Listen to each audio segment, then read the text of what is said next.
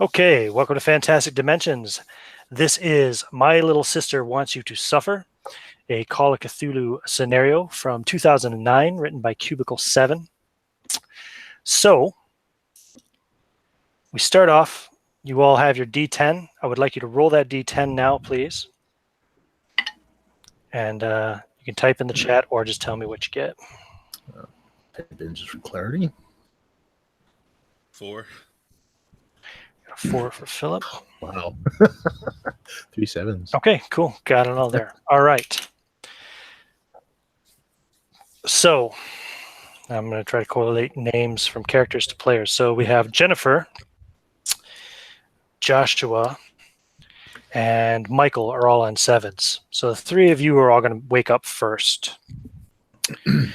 As you wake, each of you find yourselves in a narrow bed with an opaque plastic lid. Various wires are attached to your bodies, some with needles inserted into your flesh, specifically one in each arm, others with sticky plastic pads. You're completely naked, and the air in the pod is warm and stuffy. To your right, a dim red light illuminates a large button.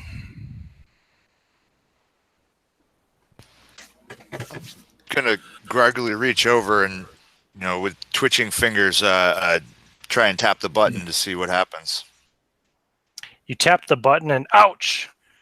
Causes the needles to be pulled out of your arm as the pod lid kind of breaks the seal. You hear a rush of air, and you feel some cool air rushing in as the seal cracks along the edges of the pod lid, and it opens part way. A little bit of pus oozing out and blood from where the needles had been injected into your arm. So I'm going to kind of see if I can see any kind of readouts, or is there anything like any kind of little monitors inside this thing, or just there is not. All right. Yeah, so I'm probably gonna make the same mistake. So I'm gonna pull out the kind of ease out the needles that are in me, and just kind of just kind of pull out, let the blood just run on me, and just throw them aside. Rip off the pads, and take a minute before I notice the actual button, and then I'll finally just hit it way too hard as I'm wham wham wham to get this thing open. As I'm starting to breathe heavy, not quite yelling, but just Very good. And what about Jennifer? Sorry, it's you, Austin. Oops, I was muted. Yeah, sure. So how much of this is she able to see out of this pod? Like, are these other people kind of... Can't really see much of anything because the glass is kind of steamed up a bit. Okay, her first thought is the button, so she slams her hand onto the button. Okay, yep, and similarly, as the lid kind of partially ejects and opens a bit, it pulls the needles out of your arm forcibly, blood and pus running down your forearms. She gasps deeply and tries to scramble out of the pod as quickly as she can, just away from this thing. So I'd say Jennifer's probably the first out of the pod. You see the room you're in. You see 12 of these pod containers, 6 on each side of the room. Let's just call it east and west for orientation's sake. It's very similar to a hospital ward in size. And you also notice, probably as you're climbing out of the pod, that 2 other pods on your side have partially opened. You would also see... She'll start to kind of climb behind the pod that she was in and sort of crouch down, waiting to see if anything emerges from those 2 open pods. A thin layer of dust covers everything else in the room. The air is quite cool, and there's a large locker standing at the far wall, which we'll just call that the north orientation to keep it simple. And what do you guys do that also have opened your pods, Michael and Joshua? Well, Joshua kind of looks around where, oh, fuck, looking down at his arms where the needle's pulled out, immediately reacts or reflexively tries to sit up, thumps his head into the partially open lid, and then starts to push it up, is kind of confused and kind of maybe twitching or tapping his fingers on the glass as he does, and looks around. Definitely confused. Hello? You would notice right away that one of the other pods is already open, and you might just get a glimpse of a head kind of ducking down behind it. What the fuck is happening around here? Hello? And he kind of looks around, shaking a little bit as he sits up. She'll peer over the top of the pod and look to kind of get a scope of him. What does he look like physically? Yeah, you see a skinny white male with thinning hair. He seems to have a little bit longer fingers, and he's unconsciously just twitching the fingers. But other than that, he seems to have a calmness in his face. She'll stand up fully, and she's a pretty large woman, height and weight, and she's really short brown hair, standing there just naked behind this pod. She looks over. Who are you? I'm I don't quite know. I don't fucking know who I am. I don't either.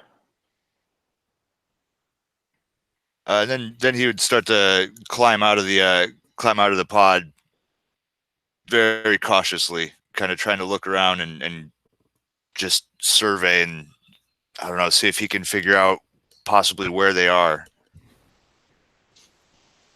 Not moving too far from the pod, mind you. So not like being intensely active for the search, just kind of scanning. Why don't you and Austin both roll spot hidden checks for me?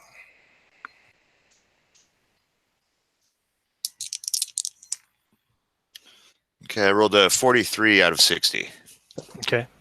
I got a 94. Okay.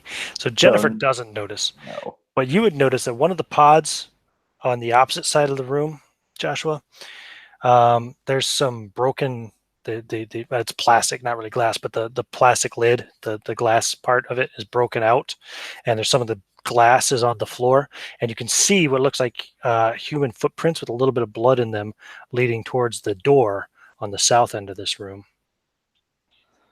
And as you notice that, since he's back now, we'll have Michael have his opportunity to climb out of his pod.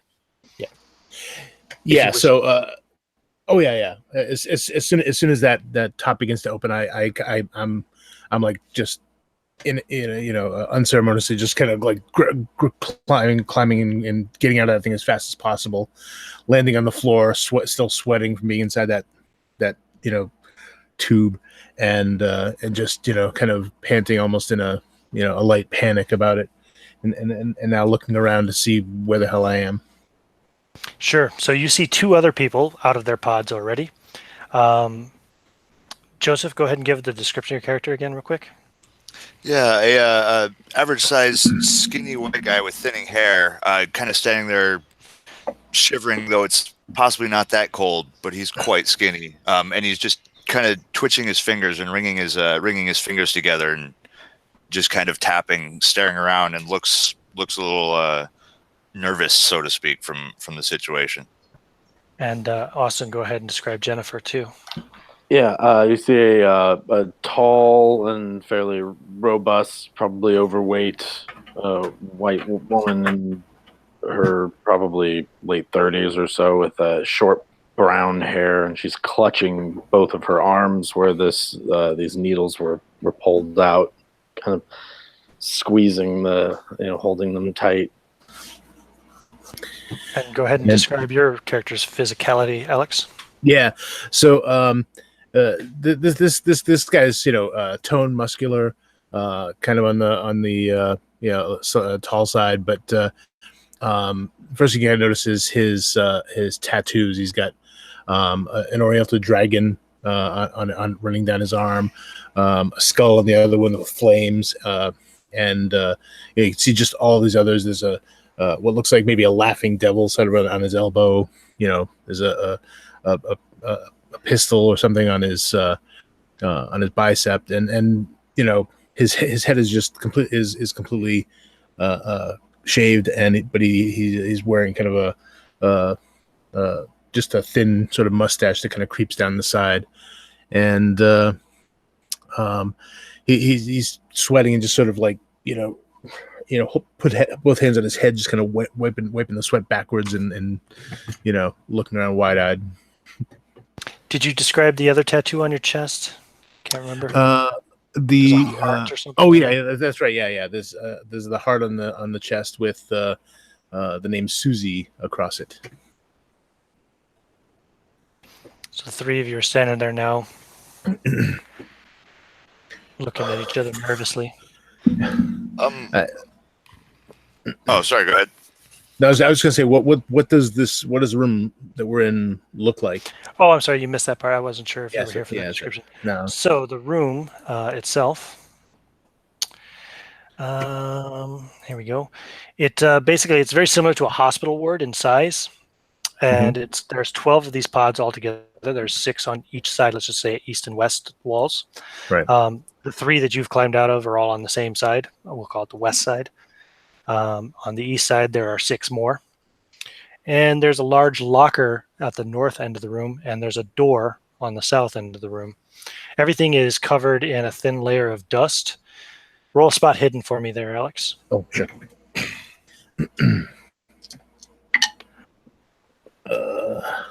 15. Excuse me. Okay.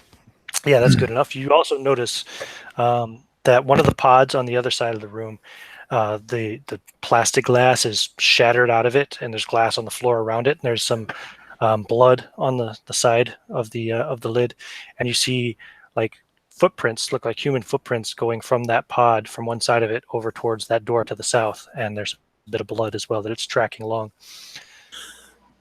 Yeah, so I set up as I'm sort of taking all this in, and I glanced at that locker down the end, and I'm gonna look at the others, not asking permission or anything, or saying anything to them, but I just kind of look at both of them, and I head down to that locker. I need something to wear, so that seems the most likely place at the moment. Sure. Doing little wet, sweaty footprints. Open the locker. Jennifer will take a quick glance at the skinny white guy and then look over towards the new guy walking towards the locker and start to move over that way as well fairly quickly. Okay. And I'd shy away a little bit as she passes, still kind of just absolutely lost, staring at the broken pod and footprints. Okay. So, Michael, when you get there and you open up the locker, there's a lot of things inside. There are 5 jumpsuits in various sizes. There's a pair of handcuffs with a key. There's a bar of chocolate. There is a penknife. There's a wind-up torch, a torch in the English sense, like a flashlight. Yeah, flashlight, yep. There is a small brown cardboard box. There is a packet of 3 condoms. There's a roll of adhesive sticky tape, a taser, a .38 automatic, a pack of cigarettes, a seashell, a pen, and a stack of ID tags. Well, I was going to grab one of the jumpsuits, but when a large woman followed you over too. Yeah. Even as she sort of coming over, and I kind of look at all this stuff, and my first thought is to grab one of the jumpsuits, and then I see the pistol, and I immediately grab that. Okay, yep, you pick up the .38. I don't hold it in any particular threatening manner. Just I kind of switch to my offhand, and then pick up one of the jumpsuits that kind of hold it up next to myself. See if I can find one that looks vaguely my size. Yeah, you find one that looks like it'll probably fit you. Yeah, so I'll if I'm not exactly trying to hide the fact that I took the 38, but I'm not like waving it around over my head either. Just I took it as just matter of fact, like yeah, it's mine. There's boots that match all the jumpsuits as well. So, Okay. so you start getting dressed. Yeah, I get dressed. Okay. What about you, Jennifer?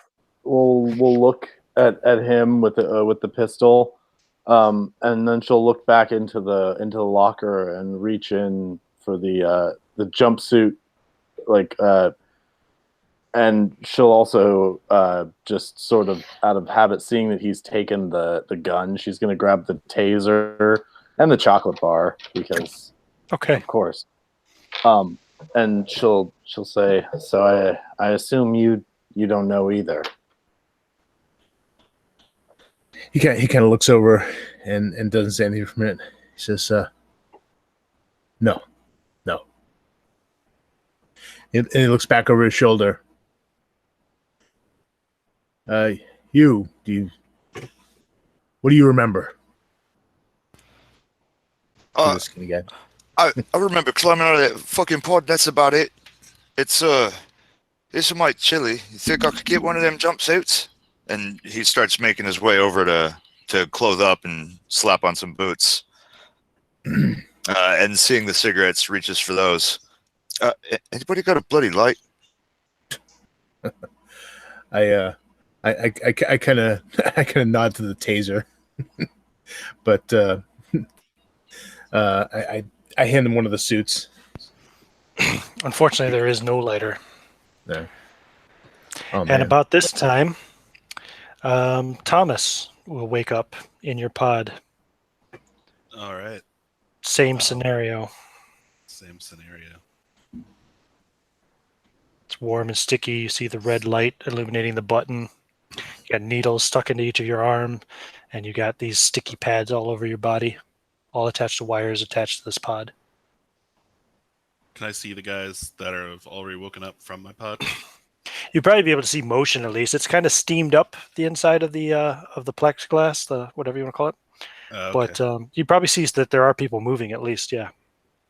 You can't hear them though. It seems to be soundproof. Okay. Well, I'm gonna slap that big button. Needles are pulled out of your arms, and some of the sticky pads pull maybe off of you as well as the lid pops part way open, and you feel a nice rush of cool air. As soon as all this is over, I want to file a complaint with the designers of these things. I mean, that's just a safety thing, having the open button connected to the Duly wires. noted. I'll make sure to forward you to HR if you get out of here alive. Right. All right, so I'm gonna hop out and probably want a description of what my guy looks like. Yeah. Oh yeah. All right, guys. I am the youngest, apparently. Tall and slim, tanned skin, toned, muscular, with short, bleached blonde hair. So nice. How young is young? Is it a teenager or a young adult or? Young adult for sure. Okay. Yeah.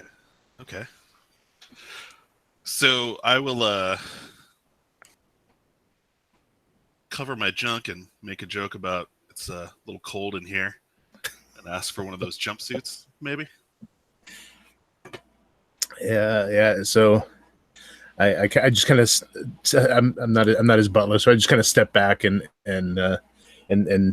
gesture to the cabinet to help himself. I'm gonna ask who everybody is. Hey, that seems to be the fucking question of the morning, eh? All right. Your guess is as good as ours. You don't know who you are? No, do you? I mean, yeah. Fair point. Shit. My name's Yeah, that's what I thought. So how did we get You do here? see those ID tags. Yeah, I was sitting just in the gonna say, yeah, I'm gonna grab those. Yeah. I remember those ID tags the moment I grab them. I'm gonna snatch those up and start like rifling through them. Each one has a name on it and a photograph, and you can pretty quickly find your photograph amongst them. It would seem that your name is Michael Nash, Mhm. The young man who just woke up is Thomas Hamilton, I think, if I remember correctly. Then there is Jennifer Trump and Joshua. I don't remember your last name. Joshua Balderstone. Stone. Yeah. And then there's two others there for a Susanna Hill Martin and a Jonathan Caddick, but you don't necessarily. They apparently haven't woke up yet. Yeah. Well, wait, shit. Okay, are so there- are there- Joshua. Are there 6 tags in total, or There are 6. okay? Well, one of them you said was broken open and bloody, right? So one of these tags belongs. Yeah, there's 12 presumably- pods total. Oh, They 12 all have total. Okay, people in sorry. them? Yeah. Other than That's the right. escaped one? I'm sorry, say again? Oh, sorry. Do the others, other than the broken one, do they all have people in them, or is it just the 6 of us? Oh, okay. You want to go and check. The 2 that remain closed on the west side, where you all woke up, have people inside of them indeed who look to be sleeping. In fact, as you're looking at one of them, the one containing, it would be Susanna, she starts to stir and she looks like she's about to wake up. On the other side, 2 are the one, as I described, the plexiglass is kind of broken out of it, and there's blood on it, and there's bloodied footprints leading towards the door away from it.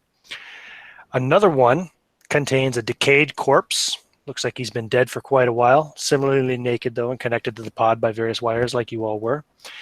And the last one contains a green-skinned person, alien, mutant maybe, whose arms are actually tentacles lined with scores of oily-looking suckers. Their mouth has a gape revealing numerous long pointed teeth. Yellow fluid, which is now drying, leaks from pustules that cover its flesh. And I'd like you all to roll sanity checks for me, actually. All right.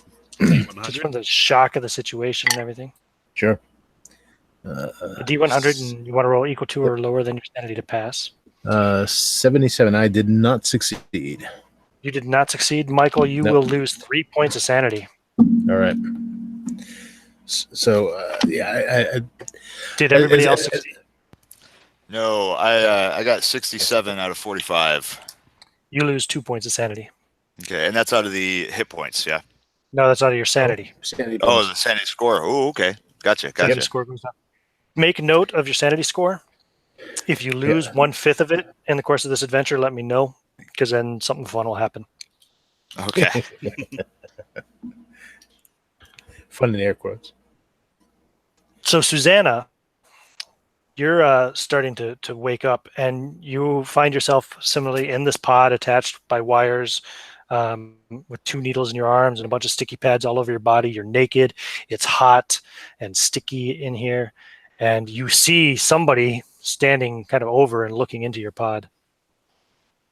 Okay, so that's a little bit terrifying, and based on the situation, I can assess that there's something going on as there are people looking in at me. Yeah. I'm gonna try to push the glass, the plastic, Okay, you whatever try it is to above me. push. It doesn't Yeah. give, and I need you to roll a sanity roll too. Okay. I passed by like a lot. I got a 6 Good. out of 50. You don't So lose any good. sanity then at the moment. And so I'm going to push on the glass plastic stuff. And when that doesn't seem to give, which I assume it doesn't give, I'm going to start looking around to see if there's some way to release like a safety lever on the inside. You see a red light illuminating a button. I will press that. The seal breaks. You feel a rush of cool air coming in as the needles are ripped out of your arms, and the lid opens up part way. And you guys all, of course, hear and notice this, those of you who are awake. And my immediate reaction is to sort of take a defensive reaction toward the person that's looking over me. Because I don't know if they're there like as a medic or is they're there to do something else. Yeah, you now see all 4 of the other investigators who've woken up here in various states of dress. I think Thomas is just probably putting on his, Thomas has his jumpsuit on as well. And you can take in the fact that there are like 12 of these pods in here. One of the characters is standing over by an open locker. Okay. So I'm going to assess all of them and get a feel for what they're doing and how they're standing and how they're acting. Who is close to me? I think Thomas. Okay. Yo. And so there's a really young one looking at me that was standing Yeah, there. yeah. He looks like he's probably in his early 20s, late teens. Young man. Okay, so what is happening here, and who are all of you people? Your guess is as good as ours.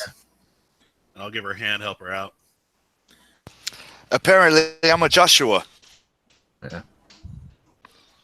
Got an Okay. end tag to prove it and all. Michael, I guess. And And you must be Susanna. Sure. I guess Trust so. me. And we'll, we'll just kind of flip the photo. tag towards through the edge. Yeah. The large one hands you an ID tag with your picture and name on it. Susanna Hill-Martin.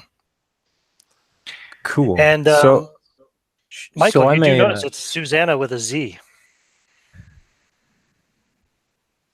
I didn't describe myself, but I'm an attractive go ahead. female with decent muscle tone, so specifically around the forearms and abdomen, and I have shoulder length blonde hair.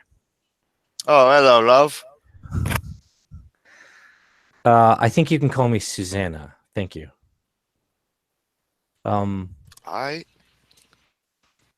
So what is the protocol for us being awake? No I idea. just found out I'm a Joshua. I don't know nothing about protocols. Okay. All I know is I woke up in a pod, and this looks to be like a medical ward. So I assume that there's a doctor somewhere. We haven't seen anybody else.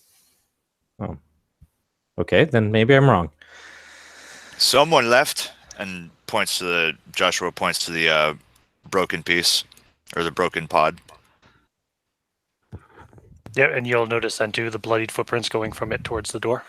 Oh, that's probably not standard protocol. Is there anyone else in any of these others? And Jennifer will start to look into each of the other pods that Yeah, so Thomas has You been looking see- into. you would see there is still one pod on the west side containing a person inside of it who's to be asleep. And on the other side, there's a person also asleep in one of the pods. I think I forgot to mention that when you were exploring them, Thomas, who also appears to be asleep. There's a long decayed corpse inside one of the pods. There's the green-skinned alien mutant thing that I described inside one of the pods. And when she gets to Two of this, the pods are empty. she just jumps back and kind of screams, almost dropping the taser for a moment. But what is that? I guess I'll cross the room to find out what she's shouting about. Yeah, I'll go over too.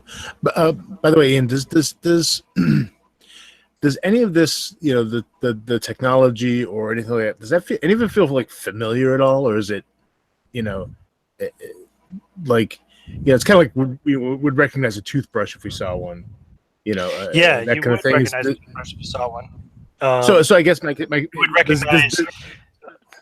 yeah, good. You'd recognize the room as possibly a medical ward. Okay.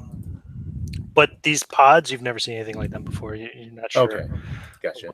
Stories. I mean, you've seen them in movies before. Right. I just didn't know if, yeah, okay, just gotcha. So yeah, I'm gonna go over and see what they're screaming about at this pod.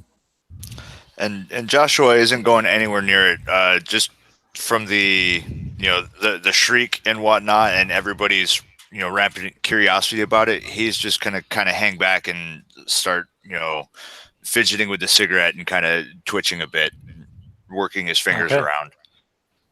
No problem. Around this time, Jonathan will start to wake up. You find yourself again inside the pod, hot, sticky air, sticky pads and needles in your arms, all attached to wires connected to this pod. You see movement outside through the steamed glass, but you don't know who you are, where you are, or why you're there. And you all have memories in your folders now, which you can read at your convenience as you like. So, John, you find yourself trapped in this weird pod. Go ahead and roll a sanity roll to kick things off, and then tell me what you do. Stan, I was checking to see if I had any memories. 1 second. Yeah, that's All fine. right. No problem. Sanity check.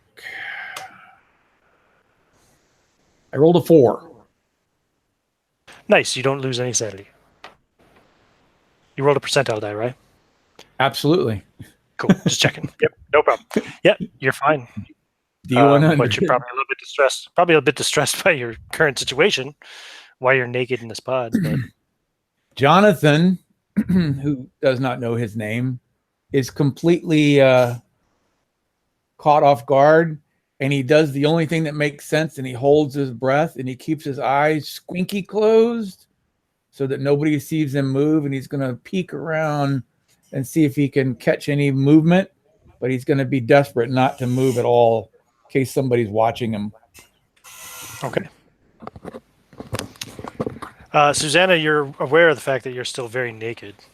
Yeah, I was going to say, now that we've moved over and I've looked down into this pod to see what was being screamed about, I'm going to notice that the other people that are also there have jumpsuits on, and I do not. It's a bit awkward to realize that I'm the only naked one here, except for the person that just woke up. But at the same time, I am the only naked one here. So, I mean, Yes. can't do much about that. So, is there clothing somewhere, or are we supposed to have it in our pod? They've got it over in the locker right there.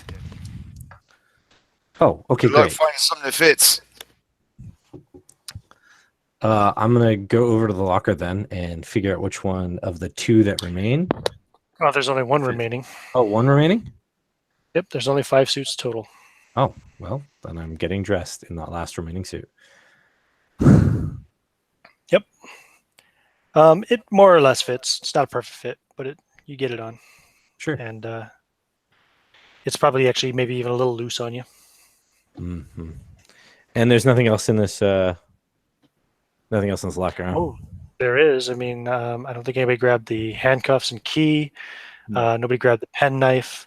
Nobody grabbed the wind-up torch or the small brown cardboard box. Nobody grabbed the pack of condoms. Nobody grabbed the sticky tape. That's it. Everything else has been grabbed, I think. Oh, and a seashell. Seashell.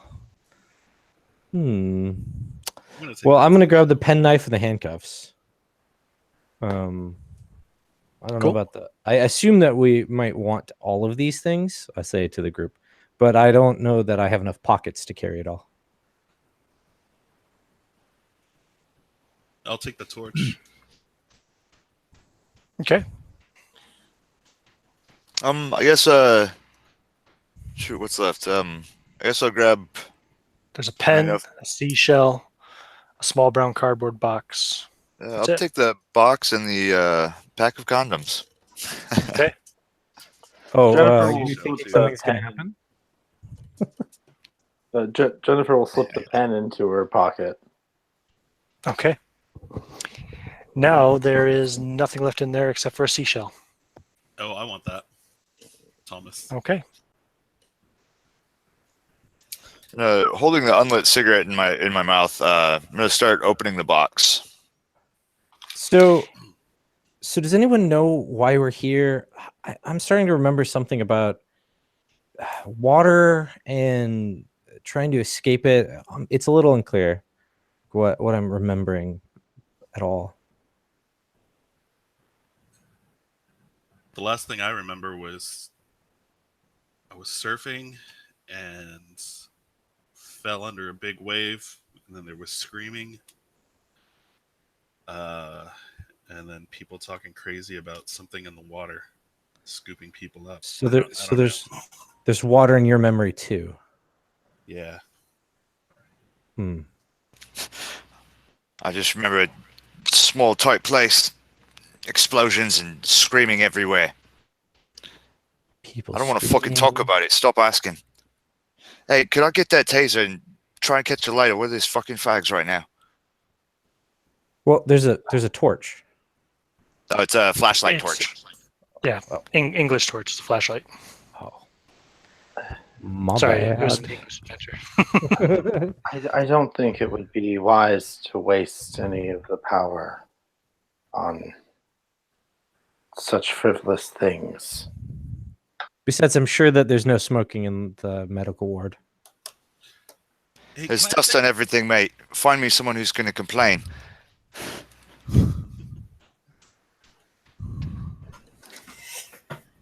So in this room, besides the lockers and the pods, is there other equipment? No. No? You might notice that there are lights on the sides of the pods. The lights on all of your pods have gone off that you climbed out of. The light on the remaining pod on the west side of the room is green. The light with the sleeping gentleman inside on the east side of the room is also green. The light containing the alien creature and the decayed body are both red, and the other 3 lights are all off. They have symbols on them as well, and there are buttons, but you can't make them out. They're in some strange language that you don't recognize, or maybe it's Chinese or something you don't know. So there's 2 people sleeping besides us playing? There's Correct. okay. I Well, want to take a look. one besides you playing, one of the players has elected not to get out of his pod yet. Oh, right. Well, I want to take a look at those other 2, see what I can see inside, or if I can see anything. There's men inside both of them sleeping. John, you want to go ahead and describe what your character looks like, just so they know what they're looking at as they look through your steamy plexiglass? Well, based upon that it's a steamy plexiglass and they can barely make it out, I'm going to say he's a tall, good-looking gentleman with flowing hair and what appears to be Adonis-like features. No, actually, he's kind of a flabby, middle-aged sort of dude with long, stringy hair.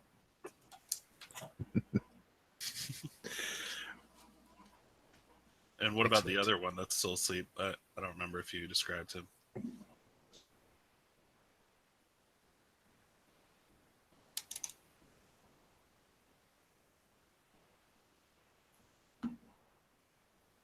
Ian, you still with us? Uh-oh.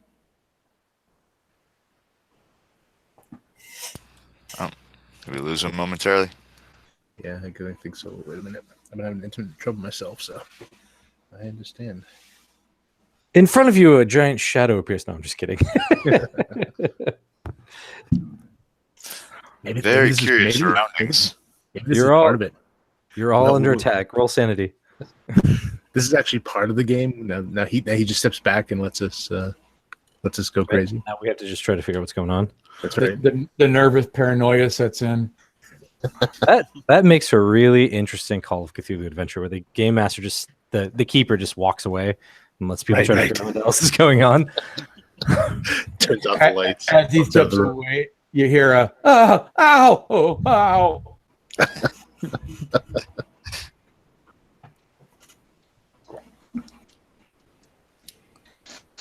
That would be a great trick. It would be a great trick of the game master being like, "Oh, hold on, I gotta step out into the other room," and then you like, as soon as you walk out, everybody hears like a loud crashing, and you just find some way to like spray like fake blood everywhere, and then just like disappear. And then a new memory gets uploaded to the folder. Oh, did I miss something? Sorry, lads, my internet went down for a second. That's all right. No worries. We were just carrying on without you. We were creating the adventures Right. we went. We decided that we all found a weapons cache, and No, it didn't happen. It didn't happen. You all take a D20 damage. Hold on. I'm just gonna turn off. Yeah. actually, what I told them is that we all got attacked and we have a sanity loss. So that's Right. right.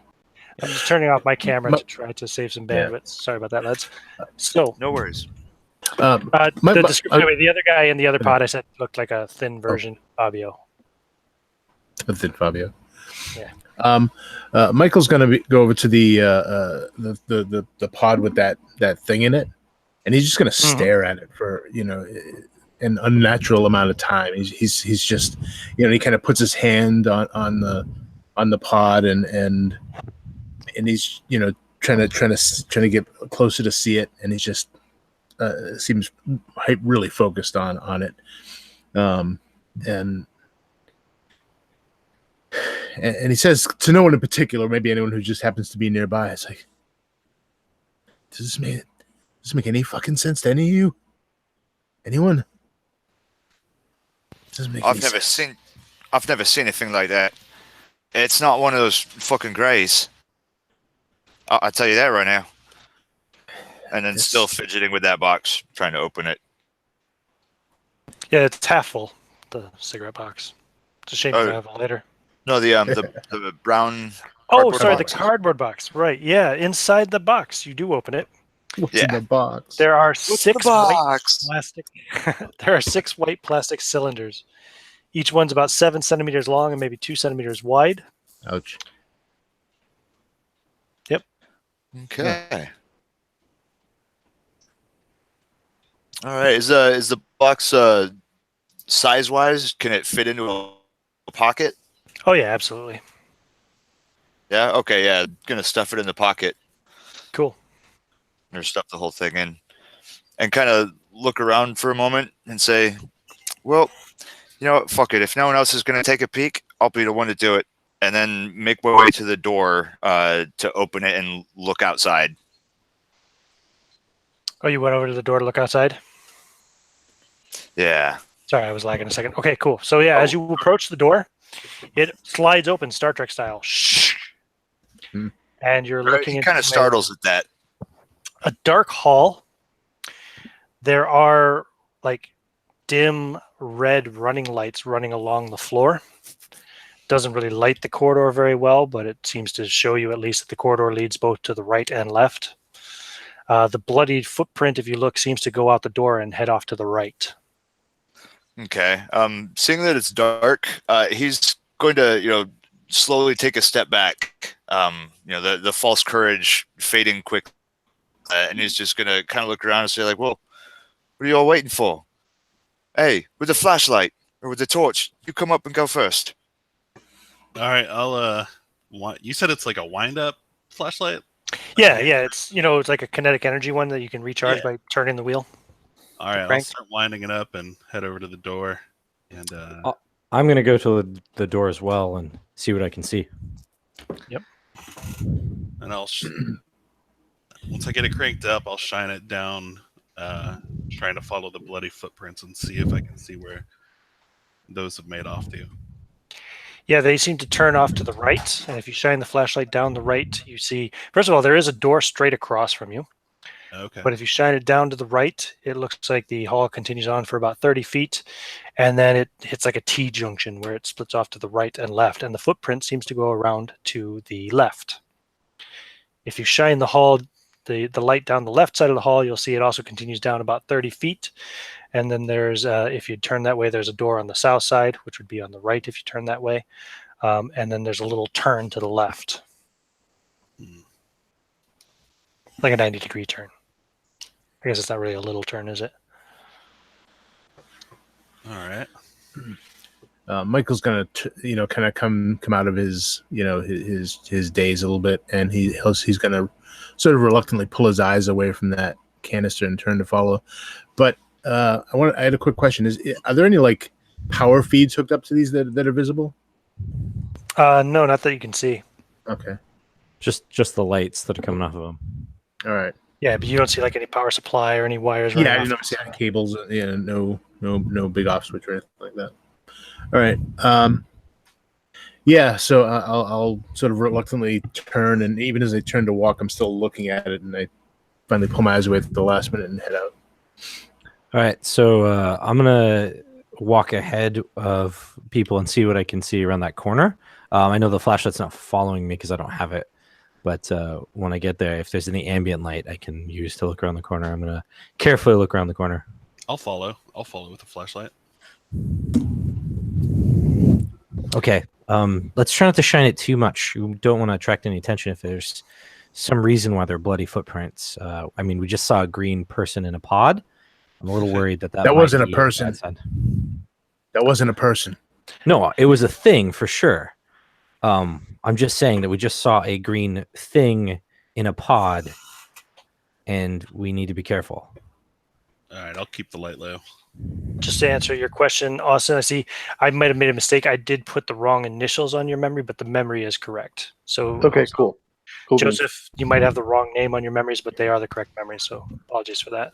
Yeah, no problem, no problem. I kind of figured it was a typo or something. No That was worries. good. It was good to check. So the first group never even noticed. So Yeah, so, got a JT. so who's leading the way with the flashlight? I'm leading the way, but I don't have the flashlight. The flashlight's right behind me. Oh, right. Okay. I'm going Who's with holding the flashlight? All right. Michael is literally last. Walking slow, a few paces behind the last person. So, Oh, Susanna's at the front with Thomas has the flashlight. Is that right? Yeah, I'm. Yeah. Joshua's I'm at the also. front. Sorry, go ahead. No, I was just saying yes. I'm at the front. Cool. Just double Yeah, check. Joshua's staying close to the light source. Yeah, Jennifer will follow along and then approach the light source as So well. Michael will go behind you last. Okay. So you guys are taking it nice and slow, cautious, looking out for danger. Yeah. Correct. Mhm. Cool. So when you get down to the end of the hall, you can see the bloody footprints do indeed lead to a door, which is about 10 feet south along the hall, straight at the end. Basically, the T-junction just comes to two ends, 10 feet in each direction. Each one ends at a door. The south direction is the direction the footprint seems to lead. Well, it doesn't seem to lead. No, it definitely leads. Does this place still have the feel of like a hospital ward? Like you'd see in any. You'd never see a dark corridor like this with automatically sliding open doors that you remember, with like red running lights. Doesn't feel very hospital-y. So Right. I'm remembering something about stars. Do you guys remember? Do you guys have any idea where we are right now? No. Not a clue. Man, This- this not remembering how we got here or what we're doing is really frustrating. I remember something about there was some kind of deal with those fucking grey aliens. I think they double crossed us. I don't quite know, but there was something about stars also. All right, so we've got My water. bad, my We've accent got was slipping. we've got water. We've got stars. Got a weird hospital-like place with automatic doors. Something is weird about what we're experiencing right now. I think. I mean, obviously it's weird, but I mean, like, what the hell's going on? And Josh was talking about gray aliens. Right. Yeah. We've got green aliens and gray aliens. So something definitely is weird. And I'm going to ask Josh, did you say double crossed? I think so. It's fucking cloudy, all right? It's making my head hurt. I need to light this fucking cigarette. And he's just kind of rolling it around, the unlit cigarette in his lips, fingers kind of twitching. Jennifer will sigh heavily and hold the taser out basically towards his face, and just give it a quick. Wait. Before you do that, think about something. If this is something in space, like a space station or ship, it's probably pumping oxygen in, and you don't want to light something on fire in pure oxygen. Station. It's more like a hot coal. It's not really fucking burn. Space. Never What seen are, you, anybody smoke a fucking cigarette? what are you talking about? Space. What makes you think we're in space? Well, we've got aliens and we've got memories of stars. I think that this isn't a hospital. I don't know what that is. I think I've seen it before, though. I think While you guys are A having lot- this conversation, a lot of them. Jonathan, back in your tube, it's now quiet and there's no more movement outside of your tube. I shouldn't say quiet because it's soundproof, but you know what I mean. He's been quietly taking assess of his situation, and now that there's no more movement, he feels it's fairly safe to act. So he's going to check the immediate surroundings and see if there is if he can get some indication of whether this is something that he is supposed to be in, whether he was trapped, some serial killer put him in something, or Are you actually pushing the button to open the pod, or are you just? he hadn't gotten that far, but when he sees the button as his only access of anything other than the needles that are poking in him, he's going to press it in the context of he can't remember shit, but he does remember that you never press the big red button, but he does it anyway. Okay, so you do press the button, and again, the seal breaks, and the pod thing lifts part way. The needles are pulled out of your arm. Some of the pads pull off of your chest. He doesn't move. Okay. He waits to see if anything happens. Seconds go by, nothing happens.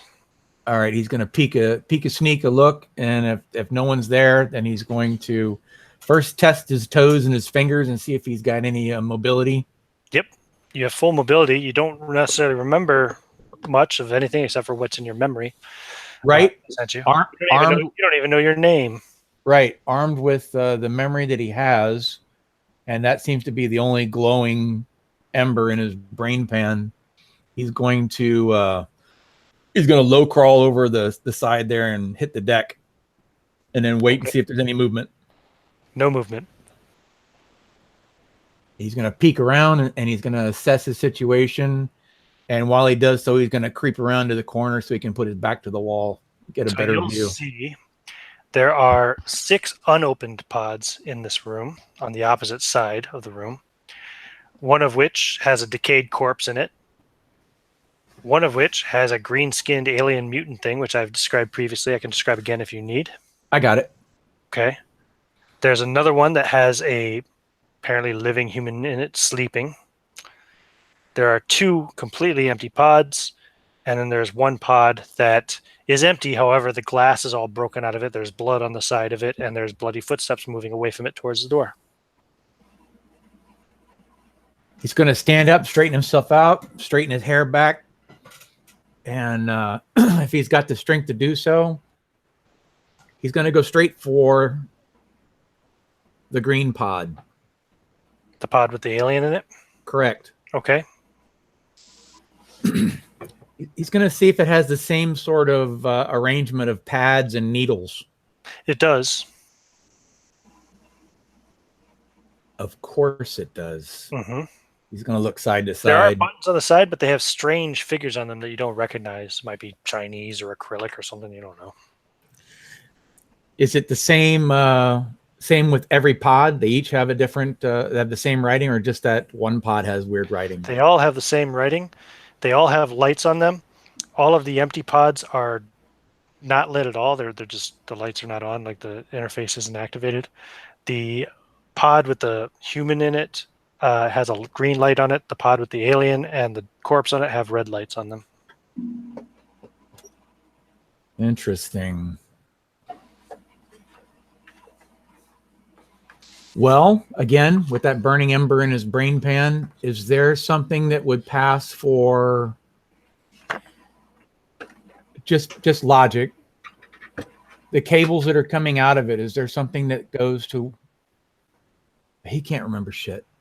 There are no cables coming out of the pod itself. They must be built into the mechanism attached to the floor, maybe, or something. You're not sure. But it has a red light on it? Yeah, it has a red light on the interface with the buttons. Same as the dead person. Exactly.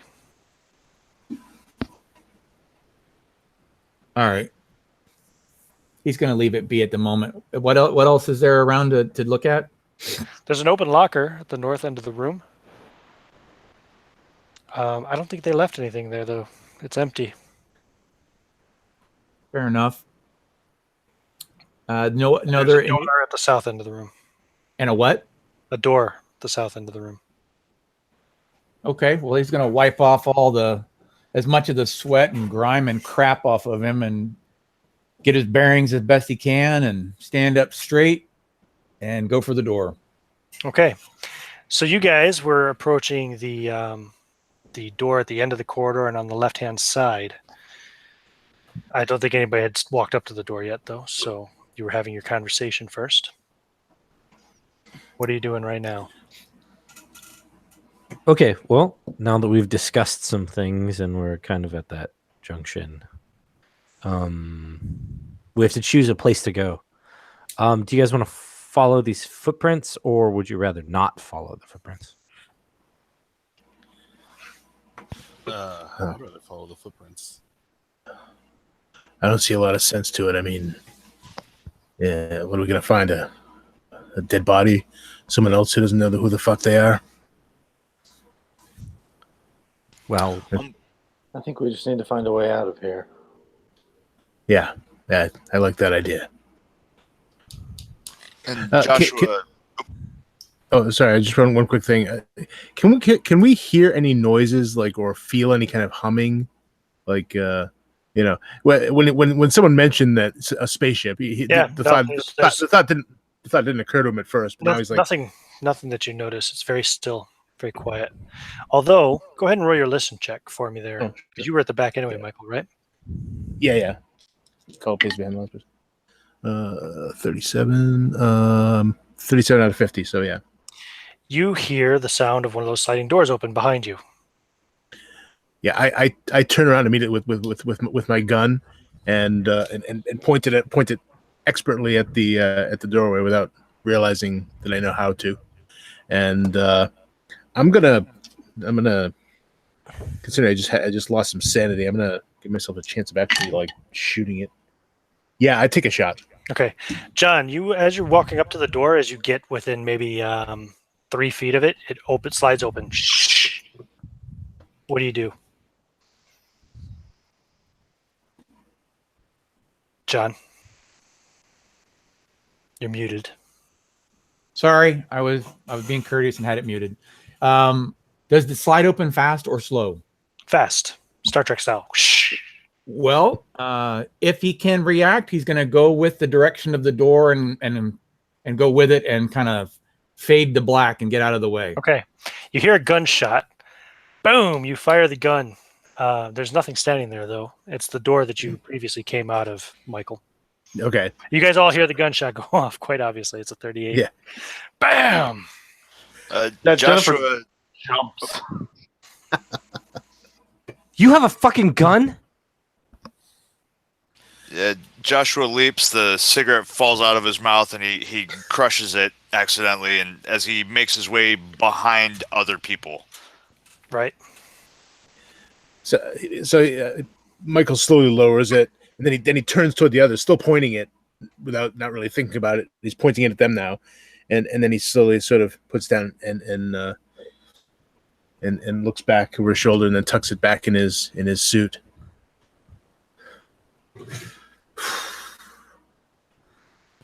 Okay. the fuck? He can fire a gun, and I can't light a fucking cigarette. The Yeah, fuck? I'm surprised we all didn't just explode. What were you thinking? John, you hear this argument happening outside in the hall. What are you even fucking shooting at? He's assessing it all. He's I understand. I just wanted to let you know. You're fully aware. Yeah. So Michael is still staring around. His eyes are wide. He doesn't look like the most stable person at the moment. And he says, "Look, we don't know where we are, and we don't know what's here. What's going to come out at us? Could be anything. Anything." Well, sure, but I don't think shooting randomly in random directions at every sound is going to get us anywhere. Do you? By the way, is this? I forget what you mentioned. Is it an automatic or a revolver? It's a revolver. A 30 Okay. is a revolver, yeah. No, they have 30. Yeah, they have 38 automatic. Don't they? I think they do. Yeah, But no, it's a that's it's when it's an automatic, it's a 380. Okay, you're right. You're right. It's a revolver though. All right. So I check it and I put it back in my pocket and I say, let's just get out of here. Suppose you weren't even sure if it was loaded before now. Yeah. It is. Does the door close again on its own? No, because you're still standing too close to it.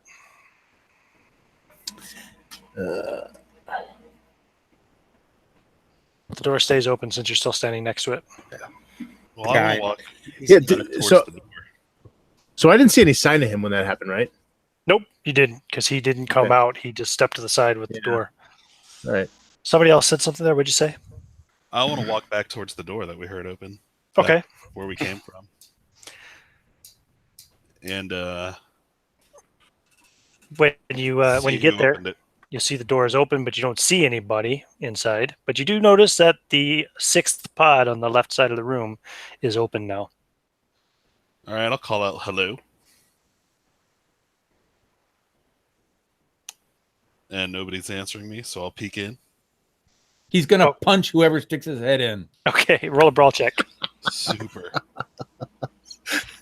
I'll give you a bonus die as well. So you roll 2 dice for the 10 and take the lowest of the 2. So it's kind of a bit of a surprise attack. Oh, I'm rolling? No. This is for Yeah. John. Okay. 2 10-sideds.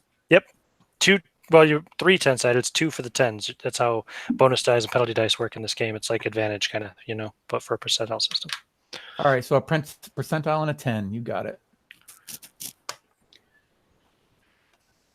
Okay, I got a 4 on the 10 and then a 40, so 50.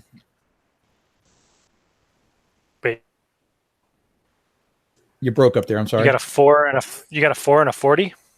a 40 and a 4 on the 10. So that'd be 240. 44. 44. Yeah, yeah. 40, I'm Did you sorry. roll 2 of the 10s die? No, just one. Roll another one. A That's 6. how bonus die works. Okay, so the 4 was lower. So 44 is your lowest result. Yep. You roll 44. What's your brawl skill? Do you have one? I am pulling it up. Anthropology, dodge, credit, and no. No? Okay, so it's default 25. So you miss. So you poke your head in, you look over, you see this naked guy throwing a punch at you, Thomas, and you're able to duck your head back and dodge the punch. All right, I'm just gonna hold my hands up and kind of say, "Whoa, easy, easy, easy." Try to calm him down, Yep. Is he calming down? I don't know. What do you do, John? He's gonna keep his mitts up, and he's gonna quickly look him over and see if he has any obvious signs of corruption. He's just a young, good-looking dude in a jumpsuit. Is he By the looking way, at is he looking at my junk? I don't know. I'll look at his junk. Thomas, are you looking at his junk? He looks at your junk. He punches him in the face. Okay, roll again. Roll percentiles. No bonus dice this time. Just normal percentile roll, and you can roll a dodge as well, Thomas, or you can fight back if you want. It's your choice. Yeah, I'll go. I've got a pretty high grapple skill, so I'm gonna try to Fight back. Try to tackle him. get him in some kind of Okay. a submissive. So he's the attacker. You're the defender. An 11. Fighting back, you need to roll better success than him. Roll percentiles. All right, What'd you get on Mike, your roll, John? 94. What'd you get on your roll, John? 11. 11. Oh, he succeeds in punching you this time. D2 unarmed damage. D2. I think it's D2. I've got bonus damage actually. Not that I'm Do you? wanting, not Okay, so roll your- not wanting to destroy him or anything, but it's a D4. Yeah, roll a bonus D4 plus a D2. Alrighty. D4 4 and a D2 1, so 5. Bam! He punches you good, solid, right in the face, and busts your nose open, Thomas. By the way, when Michael hears this commotion, he runs back down that way. Yeah, you guys can all see what's going on, probably. Yeah. Well, when I see this guy attacking some this other person, I'm just gonna move in and lay into him with a punch of my own. Okay, so we will move into a standard combat scenario now. So we'll go in initiative order. The first one to go is John. He has the highest dexterity. What do you do next, John? Just to be clear, I'm in a doorway on the other side of the room. There's a person standing in the doorway, right? Yeah. Okay. I'm going to step back. Okay. So therefore, leaving and away from the doorway because I know somebody had a gun. So he's gonna Right. step back and out of the view. Next on our initiative is Susanna. What is Susanna doing? I have no intention of getting involved in this fight at first Okay, because No problem. we just left that room, and so unless it's the green alien thing, I don't really know That's why fine. they're trying to shoot each other. We will go to Michael then next on initiative. All right. So he just kind of steps past the guy with the bleeding nose in the door, and he's just gonna his eyes are wide and he's moving forward, still in this fight or flight mode, and he's gonna fight. So he's having to throw a wild swing at his head. Okay, so Punch. go ahead and roll your brawl, All right. and you can dodge or fight back, John. He's gonna dodge. Okay, so right. roll your dodge. I gotta see. All right. 26. Hard. what's your- I got a hard success. Hard success. What's your dodge skill at, John? I am pulling that up momentarily. Dodge. Watch him not even have dodge. If you don't have it, it's half your dexterity. All right. Dexterity is 85. So, So 43, Dodge 42. would be a 42. You rolled a 26, which is a normal success. He got a hard success, so he manages to punch you. Go ahead and roll your unarmed attack damage there, Okay. Michael. So if you have a damage bonus, add it to your D2. Nope. Yeah. No damage, but it's just a one point. So this wild fist comes over and just kind of cracks him across the cheek. Nothing too heavy, but Okay. Next on initiative would be Thomas. And you all have new memories, by the way. No. But Thomas, what do you do? I'm just gonna stand back. Okay. Disengage. Grand. Next would be Jennifer. After hearing a gunshot from pretty much right next to her and this commotion going on right from where they just came from, who's got the torch currently? That's me. Okay, and then which direction did you go? Back to the he's at the doorway. Step back from the door now to the cryo chamber where you came from.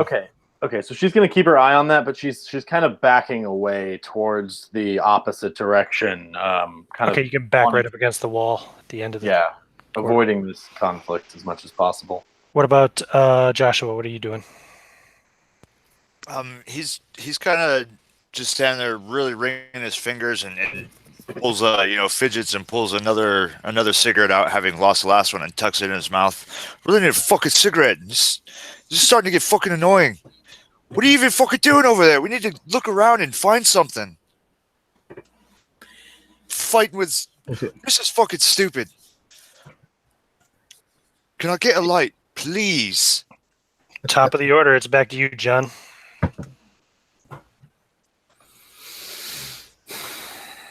All right. What's the exact situation with as far as people in the room with him? There's only one person in the room with you, and that's Michael, who just took a swing. yeah, and yeah, Mike's basically a big muscular guy with tattoos, and he's got this wild look on his face, like he doesn't look like he's gonna swing again, but he's holding he's got his fists up, and he's ready to clock you again if you try to try to go after him.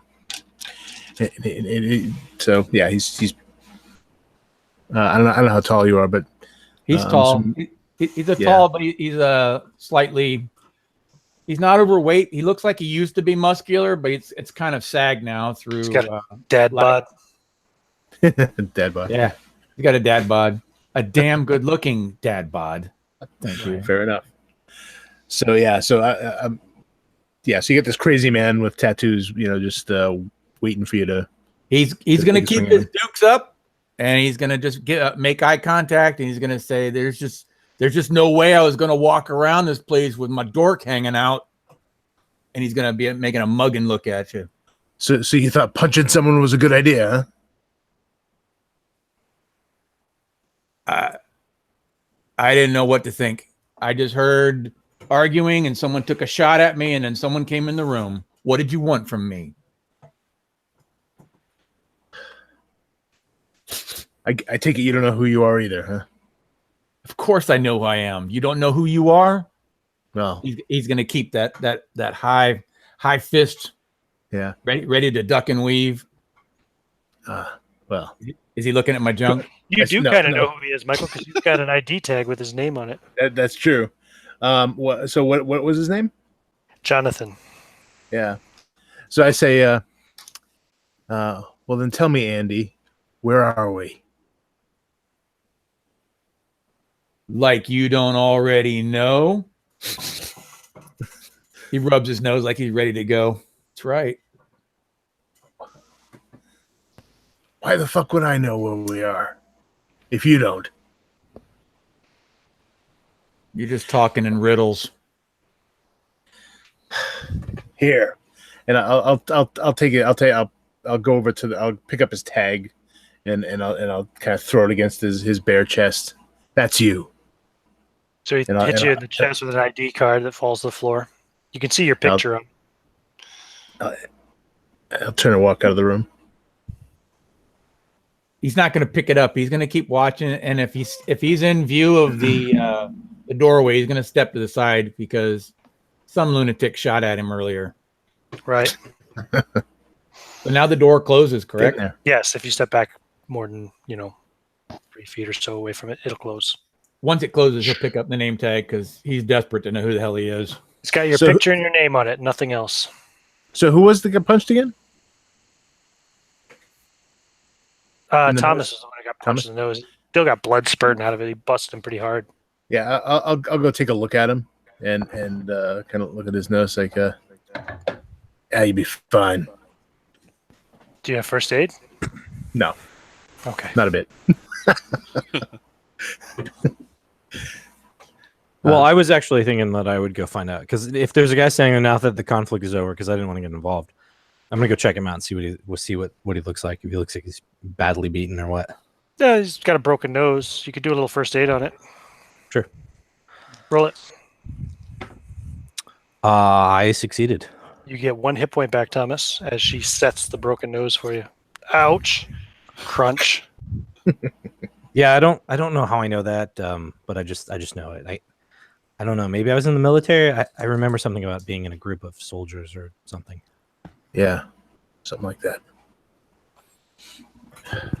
The only thing that makes sense for Jonathan at this point is to take some cover, not necessarily for the nakedness, but in case more again. people come bursting into the room trying to shoot you. Yep. You can duck down behind one of the pods. He's going to duck behind the alien pod. Okay.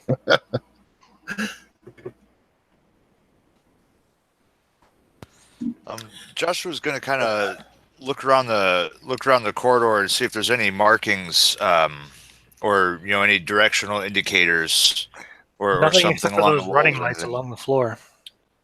But they just seem to Okay. go to all ends of the corridor and towards all doors. So there's Okay. 2 doors in the middle of the corridor. There's 2 doors on the west end of the corridor where most of the group and yourself are now standing. And looks like there must be 2 doors then on the other end of the corridor as well.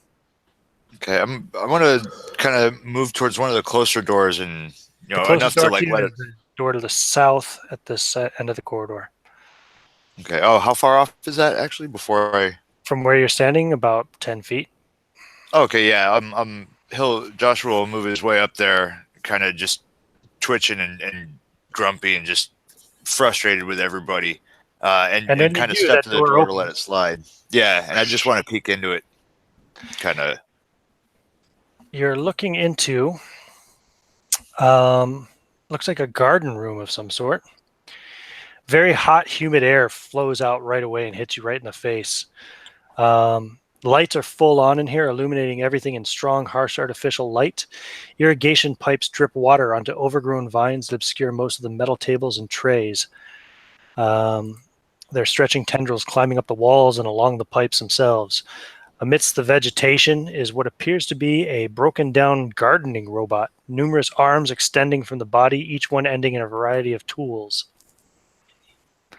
Most of the room is obscured by the overgrown vines and plants, though, so you can't really see too much detail inside the room except for the pipes and the vines and the robot. Okay. As like the bright white light blasts past him, Philip kind of just starts snapping behind him. Hey, fucking look at this. Michael will Like go back over. to everybody else. Well, I'll Yeah. go over there too. Yeah, Michael will go over. Jennifer and Thomas. Yeah, I'll go take a look. Okay. Yeah, Jennifer will follow, although rather reluctantly at first. You all see the room as I described. Yeah. Overgrown plants and vines everywhere. A broken down looking gardening robot. It looks kind of like Robbie the robot, but it's got multiple arms coming out of it. And it's got like a kind of humanoid type head that is down and like looking at the floor practically. Does this place look like it was raising plants for food, or more like a lab to Do you have biology? environment? That is a good question. No. You don't know. Okay. They look like weird plants and vines to you. Not sure if you could eat or smoke or what with them. Maybe they're poisonous. Who knows? All right. Right. They could be providing us oxygen, and they could also be providing us death.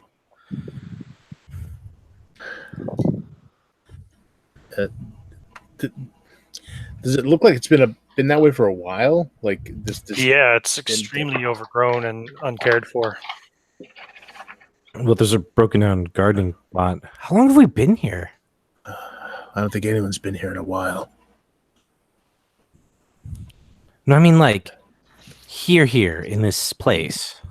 Oh, and the bloody footprints do proceed into the room and disappear into the overgrowth. Ooh. Oh, Can I give or find like a rough estimate of possibly how long the overgrowing or like the growth has been going on? Do you have biology? Yes, I do. Roll it. Okay. Ooh, this might not work. No, I rolled a 44 out of 35. Not a clue. A long time. Probably maybe years. This is a long fucking time. You don't recognize any any of these treatment. plants either. Yeah. Okay.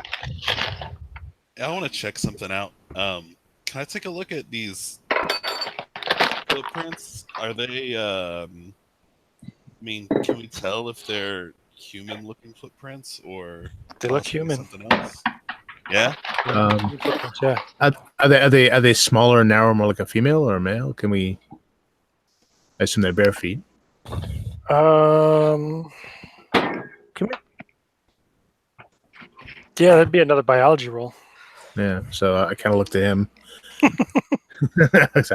don't know that. Is it? What do you think? But they seem to walk like right into. Men or woman feet. Do you want to look at the footprints, Joshua? See if you can determine. Yeah, I kind of, look down at him, kind of study him, and at the same time saying, well, how the fuck am I supposed to know that? I don't know. You seem I don't have a clue. You seem I to don't know have a stuff. clue. I don't know what I fucking know and what I don't know. Look, This is let's check all the doors. We need to find a way out of this place. I'm not going to be trapped here. no. I do want to scan to see if there's any like visible first aid kit or something on a wall or station inside Roll a the room. spot hidden check, please. You're moving into the room. Going to look around. You're going to move around amongst the vines and stuff to see the rest of the room that you can't see, or what? I want to get in. I do want to step through the door, kind of staying definitely close to the door, just kind of Okay. peering through. Sure. I rolled a 7 out of 60. The only thing you see is you do see there's a black box up in one corner of the room. Looks like it's probably a camera or something. Hey, I think that's a fucking camera up there in the corner. You think somebody's fucking watching this right now? I think Hey, it looks that like I'd Sorry. be surprised if they weren't. I think that this place is probably monitored all the time by some kind of security staff. You would imagine if you have an alien in a pod, you'd want to keep an eye out. But they haven't been taking care of it. Maybe it was at one time, but I don't know if it is anymore. Yeah, Are there any lights on the neglect? Are there any lights on the camera, like that indicate that it's active? Or There is a light on the camera. oh, okay, so it is lit up. Okay, Yep, there's a single red light on it. all right. Can we see any wiring going from the camera? Or is it all internal? It looks to be wireless. Okay. Hmm. Any like computer panels or anything on any of the walls, or just The all walls that gardening you can stuff? see, you don't see any on the walls that you can see. There are other parts of the room that you can't see though because they're buried in all this plants and vines. Yeah, gotcha. And there was no other way out of this plant room. Not that you can see. You can't see the back wall or anything. So. Oh, but the footprints led in here, right? Mm-hmm. Yeah, and they Mhm. lead into where the overgrowth is, and lose track of them there. Are there are no footprints leading out of the room though, right? Right. There are not. And roll. Who's in the room right now? I think Joshua is looking around. Yep, I'm in there. Roll a listen check for me, please. Okay. I do not have that skill. Okay. Default is Right. 20%, I think, on listen. Okay, default's 20. I think so. I failed. Ooh, I do have that. Yeah, 32. I'm Decent. too busy looking. 25 is actually default. Yeah. I'm decent at that, and I'm in the room, but I Cool. also failed, so doesn't matter. Okay. If you want, you can spend some luck points to turn that into a success, Joshua. You're only off by 7 points. So if you spend 7 luck, none of you have luck. You all have 50 luck. Just keep it Oh, simple. Oh, okay. You all have 50 luck. Oh, So you can spend 7 points, which would drop your luck down to 43 43. to turn. Yeah, that. I'll do that. I'll do that. Okay. You think you hear briefly a little rustling in the growth. Something moved. He would startle back a little bit, kind of a twitching lurch, possibly closer to was that Jennifer, I believe, who's Mhm. kind of stepped in behind him, kind of jump back towards her and kind of look at it and start wringing his fingers and kind of tapping them together and drumming and rolling the cigarette around in his lips. Did you fucking hear that? Oi, what's in there? What? Hey, what? He I yells didn't- I out didn't at hear the- anything. There's fucking something in there. And he kind of points in the direction at the brush. It's no response, no more movement, no sound. Fucking Pistol Pete, get up here. Oh, yeah. So I'll step forward, and it's like I will follow and enter the room. the name's Nash. What do you need? There's fucking something there. I heard it. I'm gonna try to look into the brush there and see what I see. Is that Okay. Okay. You move up closer to it. I am? It's just past the gardening robot. Okay. Okay. So as you move it up, go ahead and give me a spot hidden check. I succeed by quite a bit. So as you move up, you kind of walk past the gardening robot. It doesn't move, doesn't do anything. As you're getting up closer and you're kind of looking, you think you see like a little vine move a little bit. Mhm. And you look at it closer and you realize it's got suckers on it. Hmm.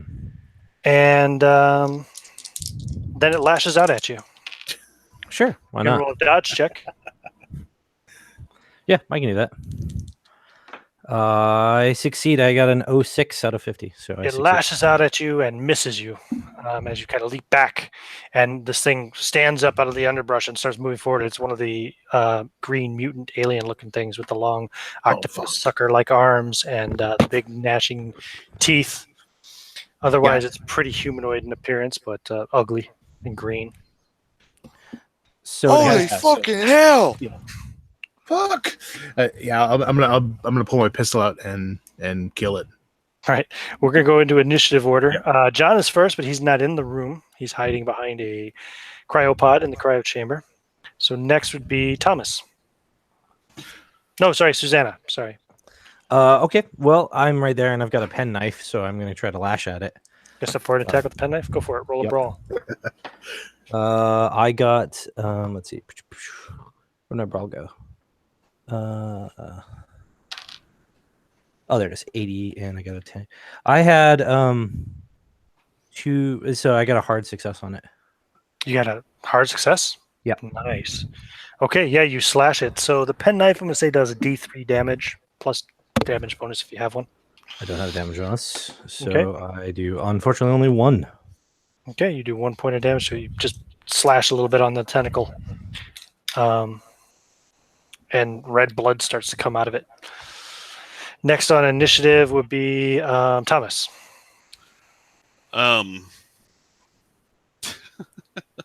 So I'm not in the room. Okay.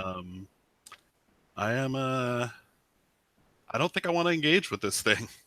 That's a totally fair response. Yeah, Michael's I mean, next. All right, yeah. So I'm gonna open up with. I think with this I can do 3 rounds. 3 shots per round. Yeah, 3 shots. Yeah. Okay. You can and it go. I haven't done this yet in 7th edition. So Basically, you get a penalty die for each extra attack you're taking. So you're gonna have 2 penalty dice for each roll. Okay. Right. Okay. So is it for all of them? Yes. Okay. Great. Yeah. So I'm I gonna. think that's the Yeah. way So. Okay. Cool. Yeah. So I'm just pulling the triggers. Bang. Bang. Bang. Just opening up on this thing with bam. whatever I got. Go for Yeah. it. All Roll right. 3 2 penalty attacks. dice. Each one with 2 penalty dice. Okay. First one. Let me know if any succeed. Oh man, that's too bad. Or if you get a critical failure, let me know that too. Yeah, I got a 1 and then an 80. So the 80 is a miss.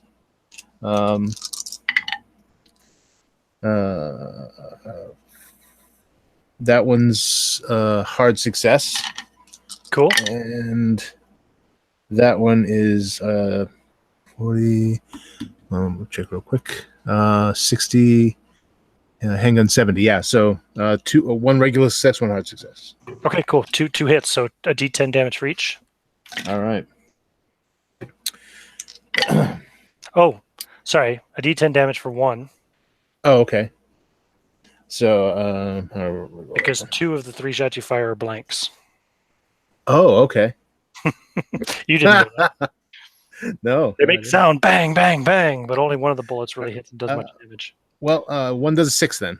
Okay.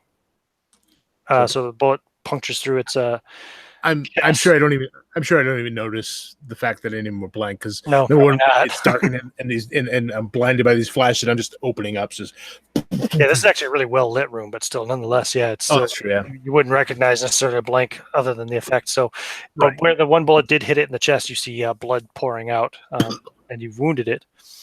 Next on initiative would be Jennifer.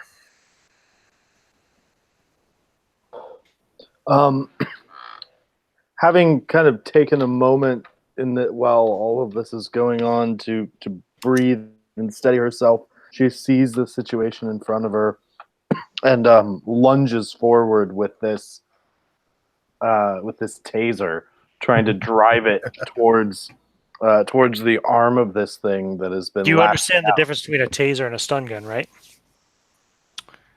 Yeah, this is a melee. This is a taser. Handheld, yeah. A taser is it fires 2 wires. Oh, this is a taser, not a. Oh, yeah, I was just waiting for you to try to light that cigarette with a taser. I was going to laugh my ass off. Oh, that would have been fucking brilliant. See, I've always had it the opposite way. Right in the face. How close do you get to it? How close do you want to be to it before you fire the taser?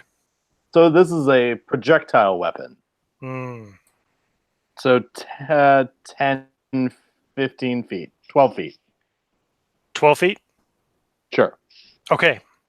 This is important. So go ahead and roll your range, right? Roll your handguns check. That is definitely going to be a success because I rolled a 4. Nice. 50. So that's a hard. So you hit it. The tasers launch out of it. Fortunately, it has 14-foot reach. Nice. Which is why I wanted to be very specific about how far away you were. Because if you're 15 feet, it would have fallen just short. But the 2 wires plug right into its chest, shock it, and it drops to the ground, twitching lightly. Next on initiative would be Joshua. I'm just hanging back, possibly in the twitching and basically fear, would have dropped a cigarette, would have fallen out of his mouth, and somehow gotten accidentally crushed, and Another he one. immediately starts fidgeting for another one. You got 8 cigarettes left, buddy. Oh, it was a pack of 10? It was a half full pack. Yeah. Half full pack. All right, cool. Yeah, I've been tracking the other ones. I was tracking from a full pack. My bad. That's all good. Okay. So, John, you hear the sound of gunshots from down the hall. You hear 3 gunshots. You still going to stay behind your cryo tube? He's been trying to collect himself, and that they didn't come back in and shoot him probably has something to do with the situation in which he knows must be taking in place, but he can't do anything from here. So rather than stand around with his dork hanging out, he's going to go through the door with his dork hanging out. Okay, and move in that direction. Okay. Yeah. When you get to the room, Susanna, it's your turn again. The creature seems to be incapacitated on the ground. What do you want to do? Scott, you're Suzanne? muted. Okay, sorry. Sorry. Okay, so it's incapacitated on the ground. Yes. Cool. I'm gonna back up then because I Okay. have an opportunity to not get killed. Cool. And my knife is not that impressive as I suspected it would not be. I was unaware that there were other people with like other weapons though, so that sucks. Yeah, you weren't awake when those were taken. Right. Michael, what do you do?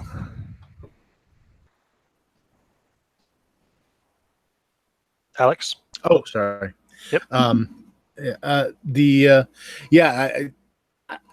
He resists pulling the trigger yet again because he almost did, and he's gonna, kind of move over toward the thing with this look of just this grimace on his face, and he'd been screaming while he was shooting, and you can see that his face is wet with tears as he sort of goes over and he kind of just nudges the thing with his foot. It's still twitching on the ground. It's still alive. Yeah. You probably know a bit about tasers too. You know that this is not going to last for long. Yeah. I'm gonna look. This thing have like an obvious thing that looks like a head. Yes. It Okay. has a humanoid head. It's just got really big, wide open mouth with huge teeth on it. Yeah. I go blank for a moment, just breathing heavy, and then without a word, I just extend my hand and put the last 2 rounds, I think, presumably, into its head. Click, click. Nothing fires. Okay. Yeah.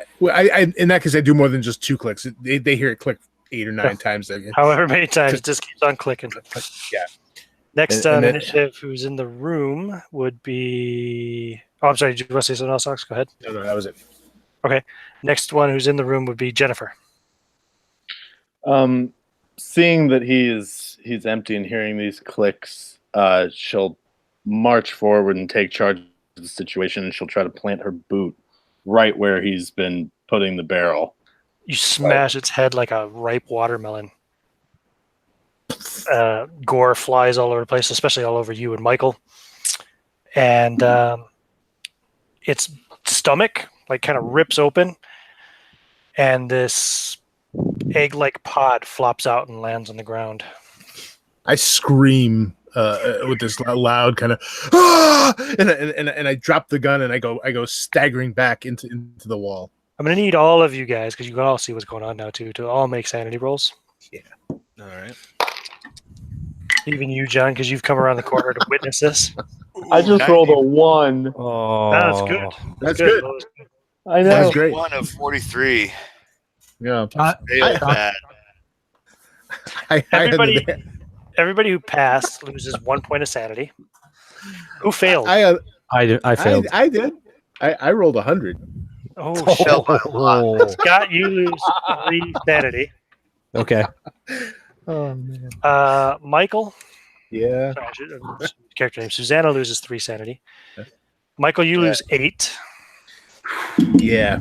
Big I had a 91 out of 43. Nice. You, 8. Joshua, lose 2. 2. Mm-hmm. Oh, down to 41. So you're gonna have a bout of madness, Michael. Yeah. Roll a d10, please. Hold on, I'm doing some math here. D10. All right, here we go. Fun for the whole family. 6. 6. You faint. Okay. Yeah, so he goes screaming to the back of the wall, kind of goes in, and he kind of curls up in the corner, and he's kind of whimpering, "No, no, geez, no!" And he's just kind of trembling, and suddenly goes quiet. Did anybody else fail? Not I. All right. Just FYI, I've lost 9 out of 45 now. Okay, so you're at the threshold. Yeah. Oh no. So when you do wake up, you are going to have a lingering insanity. Yeah. I'll let you pick which one you want, though. Something that you Cool. think is appropriate for the situation. Something Sure. that you can roleplay, because I don't like taking your character away from you for the game. Yeah, no, it kind of makes sense with the It situation. can be a phobia, mania, whatever you like. So, Yep. All right, great. so you guys witness this. Jennifer stomps on the head. It smashes. The stomach rips open, and this pod-like egg falls out of it. And Michael screams like a girl, the big tattooed brute, and it faints. Jennifer All will gonna get new just memories. I'll work on scream to him, "Pull yourself together!" and take another stomp at the egg sack. Well, he's unconscious, so he doesn't reply. Yeah. You stomp on the egg sack? Yeah. Ooh, Brilliant. So you stomp on the egg sack. it's brutal, man. It bursts and sprays this acidic goo all over your leg, Uh-oh. dealing 1 point of damage. Not too bad. Only 1 point of Okay. damage. Okay. 1 point. Yeah, 1 You point. didn't lose a leg. Lucky you. Yeah, she pulls back, ow, ow, ow! God, it fucking burns. Ugh. Yeah. That's why you don't stomp on random alien egg sacks. Come on. These Did you things, watch movies? these things Joshua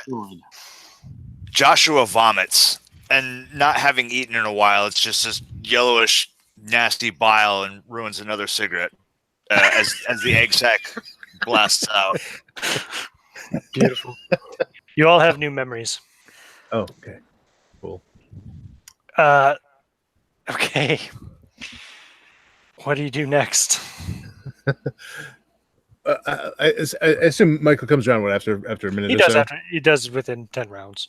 Okay, so yeah, he and so he kind of comes out of his little fetal position, and he's kind of drooling, a little bit of vomit on him, and he kind of pushes himself up in the corner, and he's deliberately looking away from this thing, and his eyes for a moment catch the pistol on the floor, but at this point it's empty, so he just continues on without it, and gets out of that room.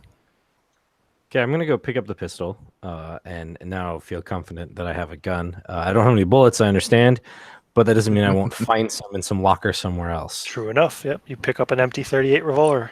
Plus, it's clear here that I've got the skills that pay the bills, and so I'm going to continue on in the taking charge thing. You're quite Okay. obviously the only person here who's qualified to lead. As soon as he picks it up, Jennifer says, "You know how to use that thing?" Or are Oh, you of course, just gonna of course I do. You're going to be another liability. And she kind of nods towards Michael as he exits the room. Listen. You should know by now. The bigger and more tattooed the guy, the more insecurities he has. We girls got to stick together, right? All right, sounds good. And she eyes her, raises an eyebrow, sure. Just watch where you point that thing. Yeah, absolutely. I mean, it's empty already. Did you not count the bullets? If you knew the first thing about firearms, you'd know to treat everyone like it's loaded. Exactly. And then I empty it and then put it in my pocket. Yep. Yeah, as you swing the chamber open, the empty shell casings fall out. 4 of them. The other 2 chambers were empty. I want to take a quick look at the thing's feet and just see if they match the footprints that we were following in here. They do, and it has some blood on them as well. And you'll also notice that it has some kind of weird tattoo on its leg with some alien-like symbols. Jennifer will take the pen that she has in her pocket out, and I guess she'll just have to write on her hand. She'll just write that little, like, kind of try to copy that symbol onto her hand. Just No problem. It's really hot in here, though. You're all sweating.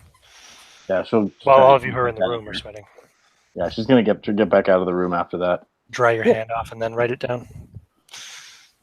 Yeah. Hey, would it be possible to take a short break so I can step away for just a moment? Yeah, it's a good spot, actually. Let's take a break for a Okay. couple of minutes. I want to get a fresh beer anyway. All And right. we'll resume in a couple minutes as soon as everybody's back. Excellent. Excellent.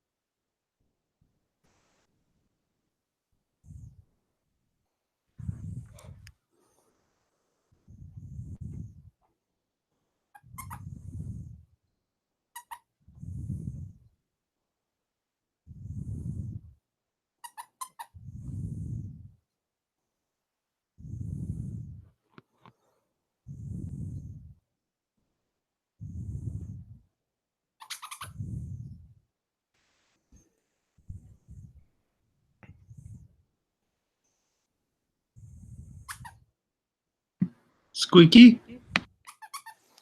Oh, it's I have a puppy. I just playing with I her. was just like, I keep hearing that, and I was just really curious what that was. She's got a plush bone thing that I keep having her chew on because she's just going crazy. That makes sense. Yeah, she's 9 weeks old, but Oh, actually shoot. probably 10 now. But yeah, Yikes. just a baby. Too much. All right, I'm back. All right. You know what, guys? I got to tell you, I've got the Cthulhu soundscapes going on in the background. I have like quiet it. It's kind of nice on my side. I'm like, it's too bad the rest of you can't hear it. I like to do a lot of that stuff too. Sometimes they provide a soundtrack for a game just so people can play it in the background and listen to it while they play. Yeah. That's a cool idea. Like right now, like we've been on break and it's just like this light piano and a parlor kind of sound. It's kind of nice. So let's do a quick head count. Austin, are you back? Yep. Okay, I know Scott and Alex are here. John, are you there? Yep. Okay, John's not back yet. How about Joseph? Nope, Joseph's not back yet. And Thomas. No, Philip. Sorry, Philip is playing Thomas. Thomas is Philip. Philip is Thomas. Einhard is Finkel. Exactly. Einhorn. Einhorn, yeah, that's right. Einhorn is Finkel. All right, Finkel. so we're waiting for John, Joseph, and Philip to come back. Also, Jacob Jingleheimer Jingleheimer Schmidt, Schmidt.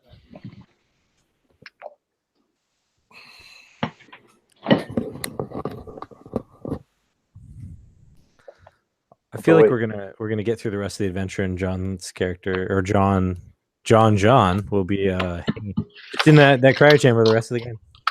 No, he's not in the cryo anymore. He came out to investigate, and he joined. Oh, gotcha. He's just standing there in the nude in the hallway. I was too busy dodging a tentacle thing. Yeah. Your first tentacle thing, you never forget it.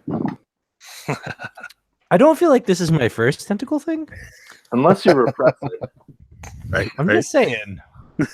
Wow, we're learning things about Susanna we never needed to know. I mean, no judgments or whatever, but Hey, no judgments on me. I just didn't want to know. I mean, a little bit of judgment from me, but not in a mean way. I guess I'd rather imagine Susanna with the tentacle thing than Jennifer, maybe. No offense, Jennifer, but I'm a large and beautiful woman, and I will do whatever I please with whatever sort of tentacle I please. she's rougher than 10 men, she is.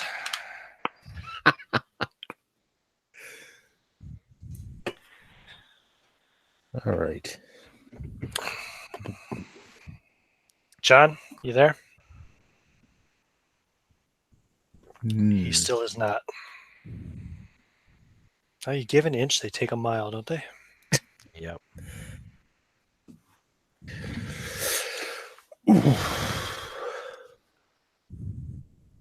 Well, earlier today I was in a game and we took a 5-minute break, and then 30 seconds before it was supposed to be over, and I had already come back. My dog decided to go to the bathroom on the floor, so boy, that's I ended up having to step away again. Fun for the whole family. Well, hopefully he's done for the night. So That would be nice. Yeah. Scott, you might want to just adjust your microphone position a little bit. You seem to be breathing almost directly into it.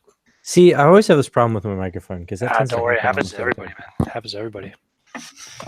Is- That's such a Is this nicer better? way to say that, because the other day I was in a game and I was like, "Hey, is my microphone okay?" And I was like, "Can you guys hear me? Is my microphone in the right spot?" They're like, "Yeah, it seems to be wherever right under your nose is."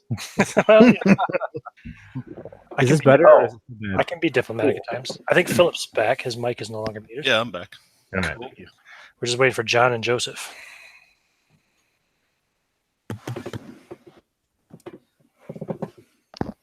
What the fuck, these West Coast guys? It's like early in the day over there.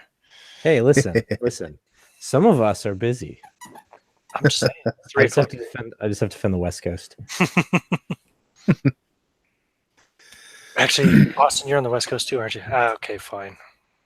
And John's not even on the West Coast. He's in Texas, so I don't know what I'm talking about. I'm just making shit up at this point. You guys are all in America, though, aren't you? Yeah, we're all west to you. Yeah, That's right. Where are you at? Ireland. Oh, okay. So what's the time difference? It's 3 a.m. I am back. Oh, Okay, Joseph's Ooh. back. We're just waiting for John now. It's like a 7-hour time difference or whatever from basically the middle of the U.S. Yeah, I'm in California, and we're on fire again. Right? Yeah, we're breathing your yeah, smoke. we can smell it. Up in Washington. Yep. I'm in Maine, Yep. by the way. Oh, Jesus. It's been a heavy fog in Washington for the last 2 weeks. And You know it's all smoke. They've been you know telling us what's not to go outside. What's really funny about that is I'm in Portland and it's not as bad here as it is up in like Seattle and stuff. And I don't get it. Like Yeah. it just seemed to loop around us for some reason. Right, it's probably to do with like the mountains and stuff, the way the winds come. Yeah, in. man. There's Even also the- the even the BC s- fires, like all of Canada of British Yep. Columbia is on fire. Yeah. Even the smoke doesn't want to go to Portland. Well, there's even fires. There's even fires burning. More like mid-southern through Texas, and I think there's one that like sprung out in Georgia or something. There's like, or I think Mississippi or something too. There's like far US right now. It's Awesome. kind of wild. Well, America's It's really put a delay on mail. everybody's back now. Yeah. So we can continue the adventure. Rock and roll. Excellent. So what do you want to do now, lads? Well, I think Joshua is going to kind of look up a little bit and wipe the bile from his lips on his sleeve. I remember something. I think I'm bloody right good with fucking computers, mate. I think if we can find a terminal, I think I can access the system if there's power. We can It's way check. more It's the weirdest fucking thing. I remember computers. I think I built something. And That's all right. something else. I remember fighting in dojos. So, yeah, I think that you should find a computer and figure out what we're doing here, and I'll try to figure out what else is happening. And maybe punch it in the face. Actually, Somewhere in the background, you hear Michael saying something about blood. I remember blood. There's a lot of blood. yeah, Jonathan- that's not fucking creepy at all. Jonathan's observing all this and he's soaking it all in, working with the few nuggets of memory that he's got, and he's going to try to piece together each of their faces to see if he can pull anything remotely responsive from his memory about each of them. Perhaps that they were together at one point before, something like that. Whatever you have in your memories in your folder, you have names to faces. I mean, if That's exactly what I was using. can't remember the names, I would tell you Austin is playing Jennifer Trump. Alex is playing Michael Nash. Scott is playing Susanna Hillmartin, I think it was. Let's see here. Joseph is playing Joshua something, Balderstone. Balderstone. Philip's character's name is Thomas Hamilton. Not their names per se, but he looks at each one and see if they had needed his help in the past, perhaps. I don't know, man. If it's in your memories, it's in your memories. I don't even remember what's in your memories. I just keep on linking them to the folder. Okay. You're not going to get anything extra from me, bud. I wasn't necessarily going that direction, but I got you. No worries. I'm gonna ask him if he's looking at my dick now. Do you want me to look at your dick? You've been asking if we've been looking at your dick. You are the only one who's naked. He never said that out loud. He just watched That's your true. eyes. Yeah. He watched your eyes go down to his junk and dealt with it. Where's naked dude's eyes going? He's looking at faces, as I said. All right. I think you're both dicks. Besides, if he was looking at your junk, it would be a short look. Oh. Does it look like there's any type We're all of cold in here. or is there any type of possible lighter or flame making ability of any kind? Well, there is a gardening Tucked around. robot. It might have something on it. It might have a torch. Yeah. So he stuffs lucky number 7. Do you want to try to repair it or take it apart or something? Yeah, he's gonna walk up to it and kind of give it a look over and say like, I think maybe and then kind of reach in and start tinkering. What are you trying to do? Are you trying to take it apart or trying to activate it? Let's see. Is there any type of like access panel for like systems? Yep. Like Right possibly in the side of its head. computerish. You open up the panel on the side of its head, and there's a nice motherboard right there. Oh, okay. Yeah, I think kind of seeing something in him, and he goes, something's coming back right now, I think, and I'm gonna go in and try and do some electrical repairs, see if maybe that's the problem with the motherboard not getting power. Yep, roll it. Ooh, that is a 7 out of 60. Yeah, the RAM modules seem to become dismounted on it. Yeah, I'm gonna Matter of clicking them reconnect back that. into place. Yeah. Yeah, I'm gonna reconnect that and step back. And it steps up and it starts the torso starts spinning around 360 degrees a few times. The fucking gardening shears and shit flying out. Anybody within 10 feet has to dodge to avoid them. And Yeah. then it stops and settles back down and it starts speaking in some alien tongue and it looks at each of you in turn.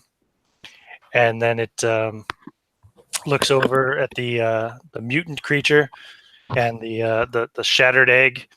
And then it goes over and starts with the shear, starts trimming these overgrown vines. I failed to dodge. I rolled Failed to 56 dodge? for 40. Oh, Yeah, I figure I'm standing right there. that's okay. It didn't hit you anyway. Okay. I didn't mean that you had to roll. I was just going to say you can just narratively dodge. Oh, okay, yeah. Jumps out of the way. Robot, identify. I don't know. How do you talk to a fucking robot? And it's speaking in some tongue you don't recognize. Then it stops and it looks at you and it says, "Robot, identify." And it rolls over to you and an arm comes out right up in your face. And it's got like some kind of a like gun-looking thing on it. And it goes psh, psh, psh, and sprays you with water. Like a spray bottle. Oh. Identify. Psh, psh, psh. I put the hand up and walk away. Fucking robots. That doesn't fucking work. We need to find a fucking lighter or a fucking computer. I think at this point, Michael has just sort of wandered off, and he's looking at some of the other doors down here, and he's still sort of muttering to himself. What is the next nearest door from here? There's a door straight across from here down this this hallway. You're at the T-junction hallway on the west end. Okay. So the door pretty much opposite this one. Okay, yeah, he's gonna just sort of not make a run for it, but he's walking purposefully toward that one. Yeah, it's about 30 feet away. Yeah, he walks purposely to that one. You said something about a lighter, didn't you, Joshua? Yeah. So then another arm pops out of it, and you see another gun-like thing on the end of it, and it starts spraying flame. Holy shit. Like a little fire flip. So it goes about 10 feet, Oh shit. and it stops. So glad I moved away from all of this. Yeah, he jumps back, and the soaking wet cigarette from the spray bottle falls out of his mouth. Already Jesus grown. Christ. Fuck! And he just kind of starts having a little temper tantrum, kind of stomping his feet. You Robot, can see identify. His fingers are Robot, just twitching identify. like mad. Robot, identify. I think there's a reason why this robot was turned off. It moves over to you, Susanna, and says, identify, and then psh, psh, psh, sprays you in the face with water. I am a human being, not a plant. Robot, identify. Human being, not plant. Yes. Good. We're making progress. We are humans. Where is the command center? Identify, progress, not human. Fuck Okay. this thing. Fucking shoot it. And he kind of, or Joshua turns Shoot, and shoot, kind of starts storming shoot. And out. the flamethrower arm comes back up and points in your direction, Joshua. Oh shit. Robot, stop. Halt. And it launches out another 10-foot stream of flame. Are you within 10 feet of it, Joshua? Sadly, I think he probably is. Okay, you can roll dodge. Yeah. Ooh, I got a hard success. Ooh, yeah. I actually got an 82 out of 40. Oh, no. Okay, so it hits you with then. And your jumpsuit catches fire a little bit. You're going to take 6 points of damage. As some of the fabric from the jumpsuit gets melted into your skin. He's stop, drop, and roll. Screaming. Motherfucker! Fucking kill it! Motherfucker. And Robot, identify. Spray water on him. Joshua's going to try and run out of the room, or if I can put the fire out from rolling around on the ground. Robot, identify. Shoot, shoot, shoot, motherfucker. Oh no. And the flamethrower comes out again and starts pointing in your I'm direction. leaving this room because this is obviously like Yeah. death chamber. Yeah, I'm hauling ass out of the room. Jonathan was on the outside of that. He's just going to take a step back out of the way. As the last of you steps out of the room, the door closes. You can still hear the robot talking to itself inside. Identify motherfucker. Okay, so motherfucker. you should not touch robots. I am. Is the fire out on him, by the way? Oh yeah. It's just Okay. a effect. I'm gonna assess him for like actual damage because of the first aidiness to it. I got an 8 out of my. Where's my first aid? 40. So that would be. That's just a hard success on that.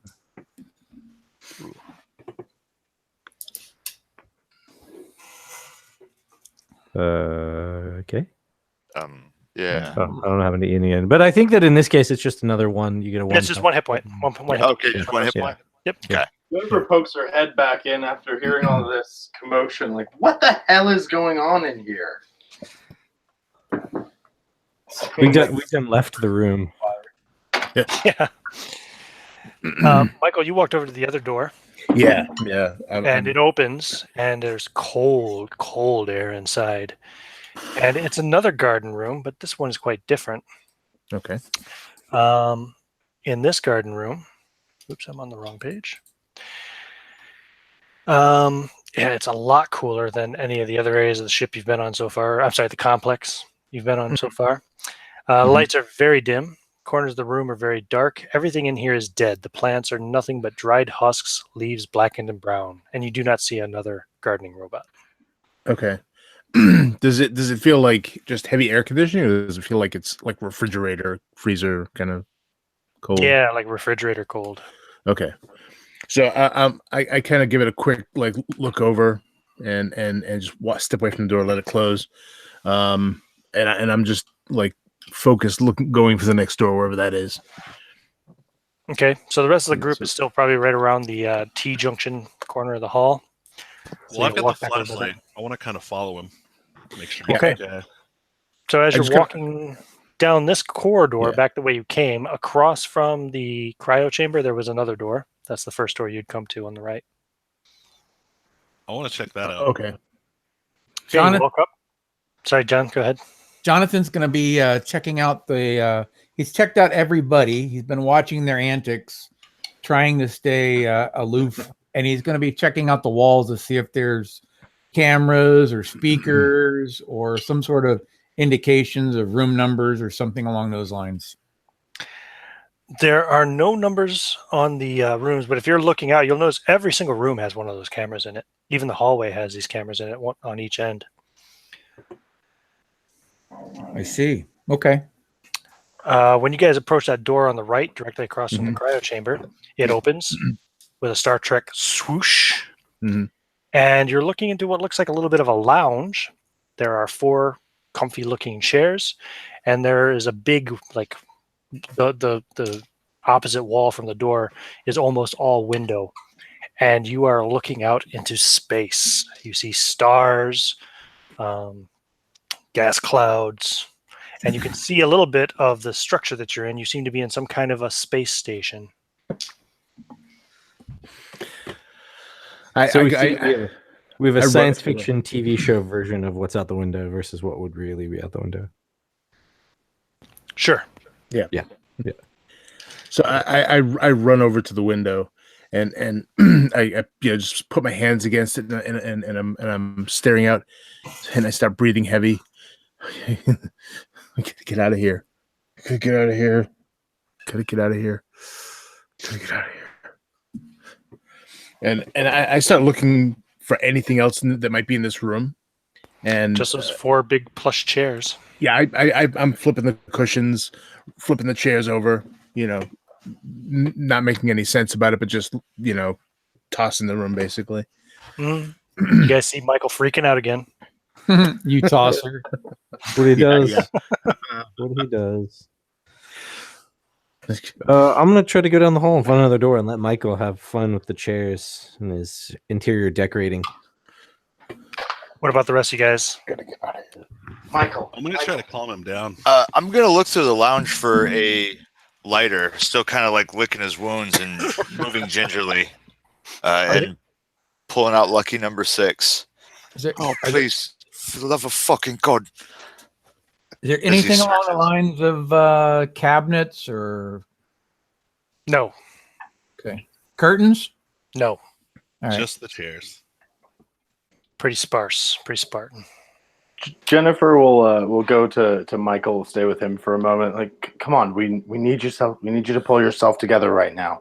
Okay. I kind of turn violently toward her, but I don't strike out. But I say, we don't belong here.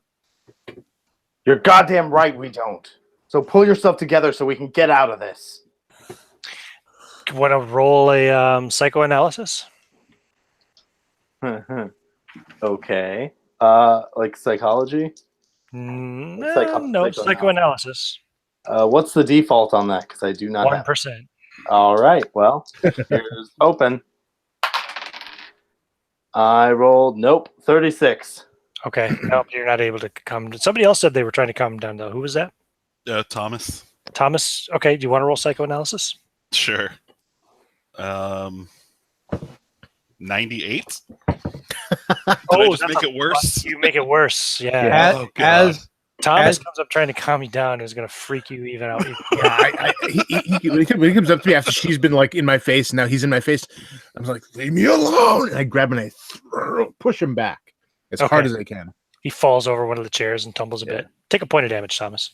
As Jonathan's observing all this, he seems to have things coming together, and he says, perhaps you should follow my finger. And then as he does, he's going to follow psychoanalysis.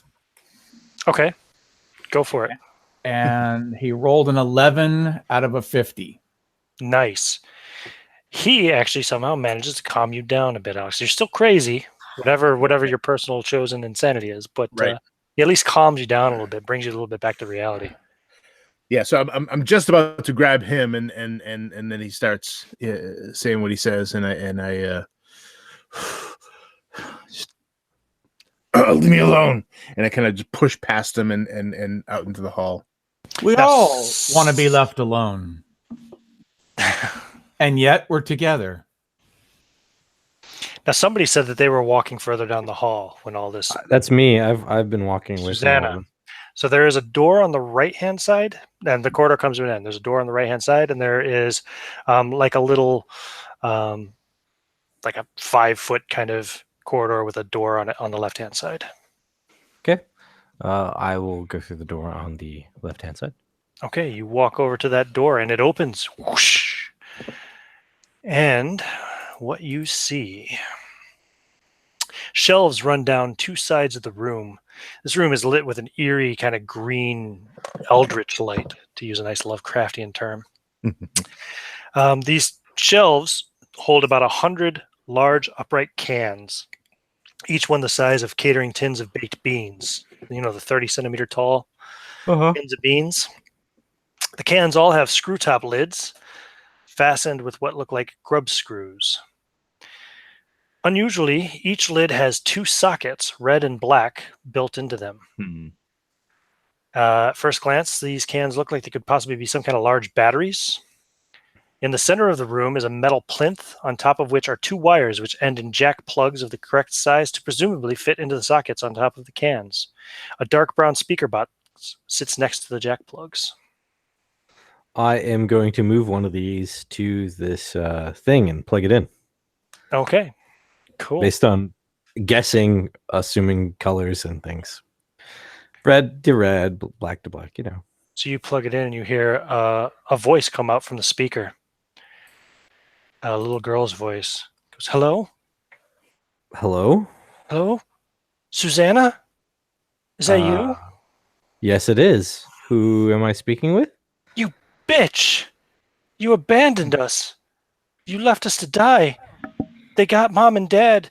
I barely got away, and there was a flash of light. I don't remember anything, but I can't see. Where am I? What's going on? I don't know. Is this a radio? No, this is Emily, you bitch. Don't you remember your own sister? No, I don't. You I'm left sorry. us. Who's You Emily? left us. They got Mom and Dad, and they're going to get me too now, and it's all your fault. It probably is Emily. It probably is my fault. And I'm sorry. And I'm gonna unplug one of the things. Okay. If that turns the radio off. It does. Okay. So Wow. about this time, he'll have that conversation before the rest of you come down to the room. But you guys can arrive shortly thereafter. So go ahead. Sorry, didn't want to interrupt you, Scott. No. I'm just going to carefully and unplug it and take that thing and put it back on the shelf. Okay. There's 99 more of them. I will pick another one and plug it in. Hello? Hello? Who's there? Susanna. Who is this? This is Corporal Reginald. 3rd Battalion. Corporal Reginald. What happened? Corporal. What happened? What information? What is the last thing you remember? It was the siege of London. We were trying to fight them off, but there were so many of them. And, oh God, the huge one arrived. Did we succeed? Did London fall? What happened? What? London? What year do you remember? 2049, the alien invasion. 2049. Jesus, Susanna, where are you? Where am I? Why can't I see anything? I can't feel my arms or my legs. I'm gonna back up a little bit as I start. You guys hear this realizing conversation? As I start thinking that I might know what's happening, but I'm not sure. Yeah, you can roll sanity. Yeah.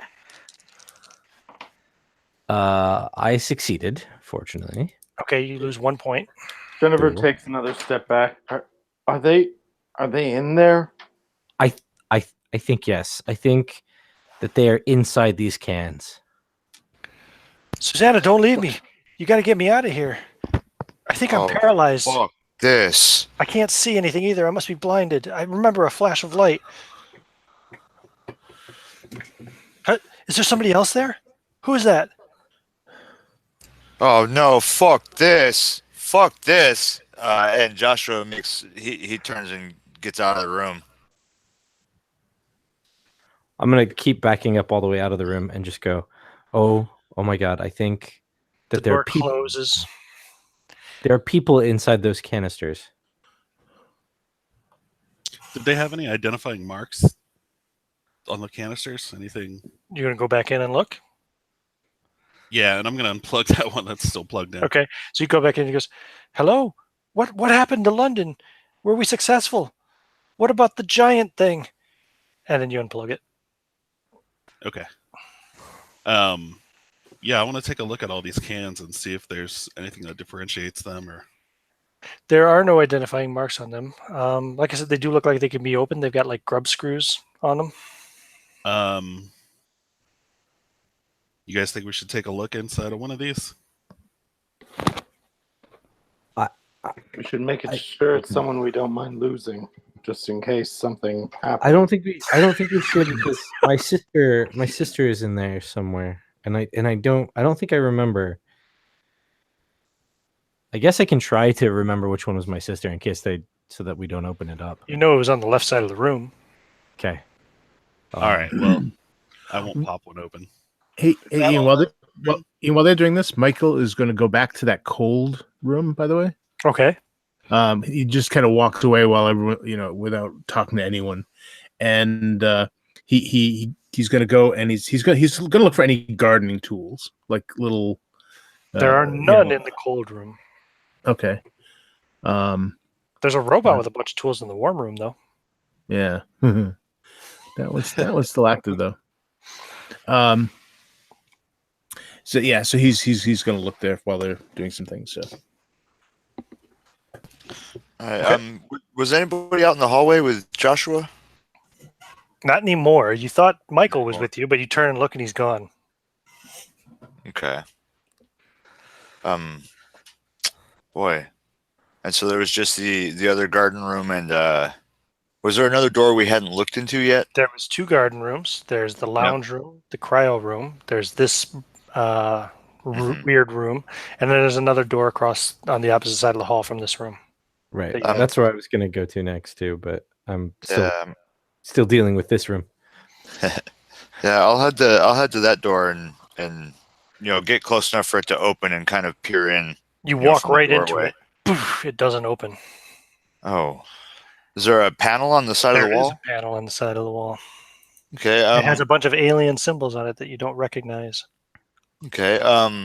Can I kind of look at them and kind of run through my head and do some comparisons for possible different codes or symbol recognition type thing?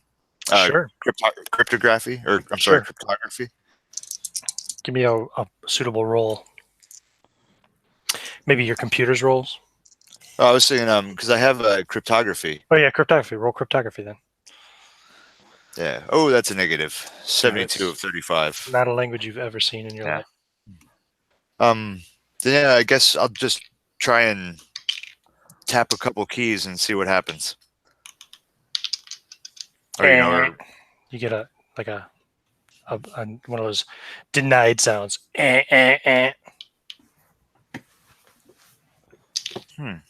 Well, he'll just continue letting his twitchy fingers kind of just peck away at it. Okay. I'm still kind of twitching, kind of starting to, lick and bite the corners of his lips, and kind of just feeling edgy and twitchy. Back in the battery He room. can't seem to stop moving. What are you guys So- doing there in the battery room? The battery room is the one you're calling that has the tapes in it. Has the There's no canisters in it. tapes. The canisters. I mean, I'm sorry, canisters. Okay. So if we're going to open any of these, we should open on the right side. But I if my sister's in here, then some of your family might be in here too. Jonathan's watching this. He says, "I suspect that your family's not there, and that my family's not there, and that part of the reason we don't have memories is because they may have taken them and put them in these cans." Jennifer will grab one of the ones from the opposite side, and she'll plug it in. Just Okay. another one at random. Okay. You hear a doom-laden voice says, "One of you is a traitor. Do you know which one? Can you trust them? Can you trust yourself? You're all doomed." Who is this? Doomed.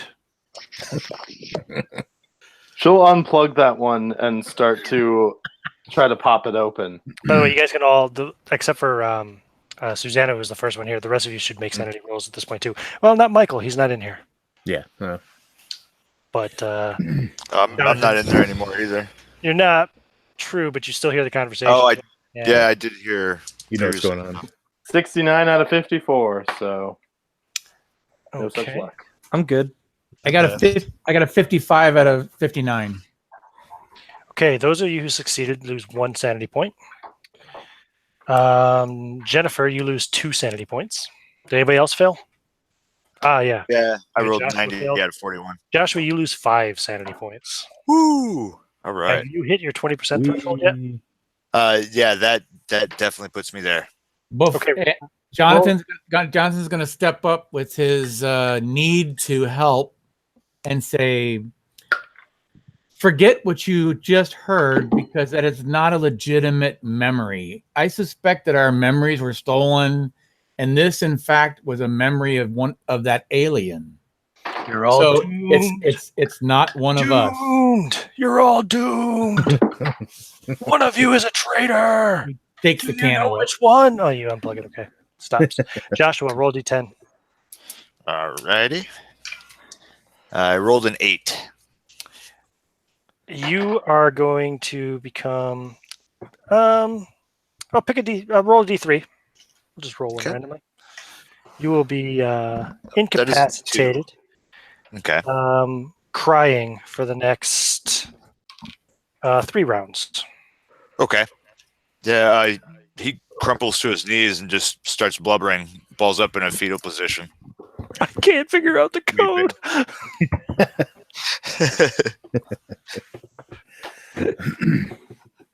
Is there a symbol on the can that was all doomspeak? No, there's no symbols on any of them. I was just checking. That's okay. I was just answering. All right, so we're gonna open this canister and find out what's inside this doom can. I'm Okay. all for it. You open it up. Fuck this guy.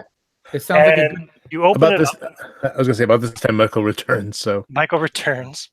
You open the canister, pull the lid off, and inside the can, attached by wires to the lid of the can itself, and sitting in some kind of a greenish yellow liquid, is a brain. Oh god. A human brain. Yep. Oh, not like an alien brain. what the fuck are you doing with that? Looks like a normal brain to you. Where did you get that? What are you doing with It's in that? it's in the can. They're all in the can. What are they doing in the cans? What are they doing there? They hold brains. I don't know what to tell you. I don't know anything about this. I figure just it know there's a out. freaking brain in a can. Okay, brain in a can. That's all I know. This does seem rather abnormal. Says the naked man. I'm gonna go. You know what? I don't know who you are, but I'm kind of trusting the brain here that somebody betrayed someone, and you've been telling us just to forget that and not pay attention to that warning. You're That's perfect. honestly going to take the opinion of a brain in a can over a living, breathing human. One who's Quick question: was my taser a one-shot use? Tasers you can- are one-shot use, and you have to plug another cartridge into them. Yeah. Okay. If it's the same kind. I mean, this is the future, so right. that's true. Well, apparently in like past 20, 40, whatever. I forgot the date already. That's true. Yeah. It could be a self-regenerating one with more I was needles. just thinking, or like, if something. there was some way I could rewind it, reload Yep. it. You I would like to can have done that. rewind it, and it seems to still have a charge. Awesome. Okay. Just, you all have just new wanted to memory have it done. in your folders. Joshua, you can stop crying now, if you want.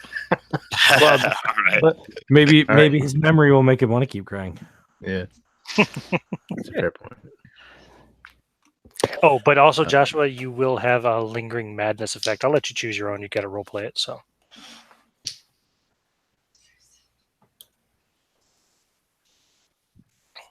probably usually some kind of form of phobia or mania. Yeah.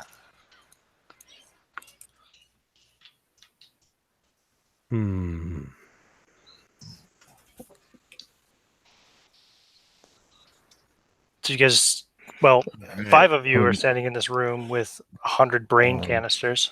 Yeah. I'm just looking. I just going over my memory. Yeah, sorry, I was giving it a quick read too. Yeah. Same.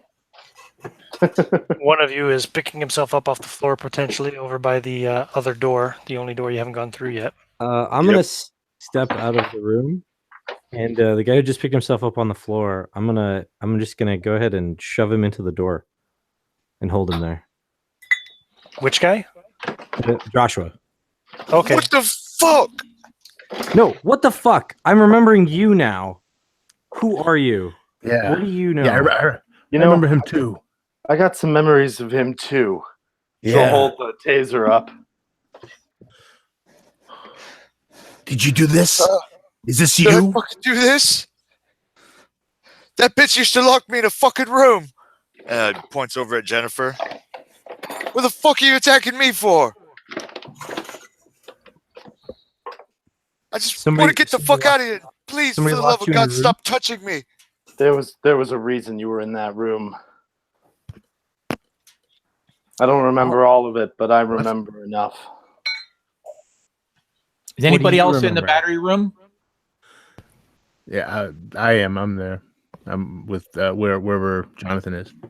I mean, I'm across the hall. So Oh, okay. Yeah.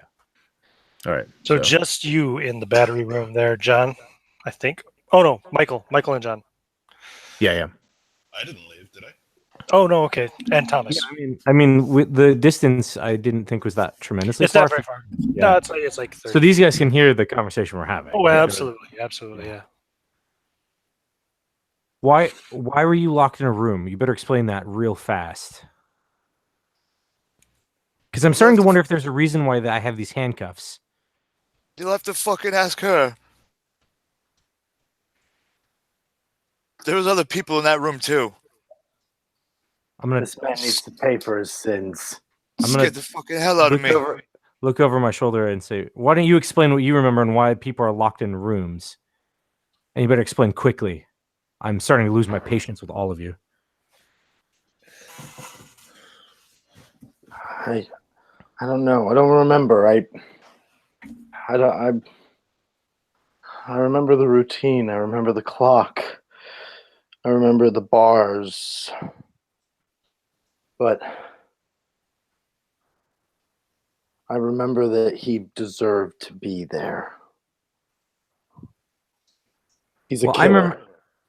I'm remembering that my father died. My father died because someone or something shut the power off during his heart surgery. It was and then him. I'm remembering you there somewhere in that whole proceeding. It was Joshua. It was him. Computers. He used them somehow. He was killing people. That must be it. No, it wasn't supposed to happen.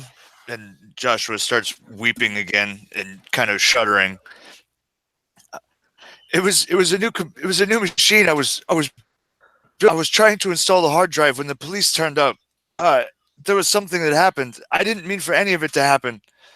I was just supposed to knock out the security system in the hospital. They were going to steal the drugs, my friends, me mates. I'm not bad. I just want a chance to fix. I don't know what we're doing here. I didn't mean for the power to. It's the fucking bloody drugs. And he really starts to break down. And at this point, you notice, there's heavy dark circles under his eyes, and his face is kind of gaunt. His body not necessarily skinny, but very drawn. With several of the obvious signs of an addict. He's a fucking junkie killer. I just need a fucking hit. I'm going to let him go. And I'm going to back up and say, listen, we can sort all this out in a little while, but I think we all need to figure out how the hell to get out of here. But once we do, you and I are going to revisit this conversation.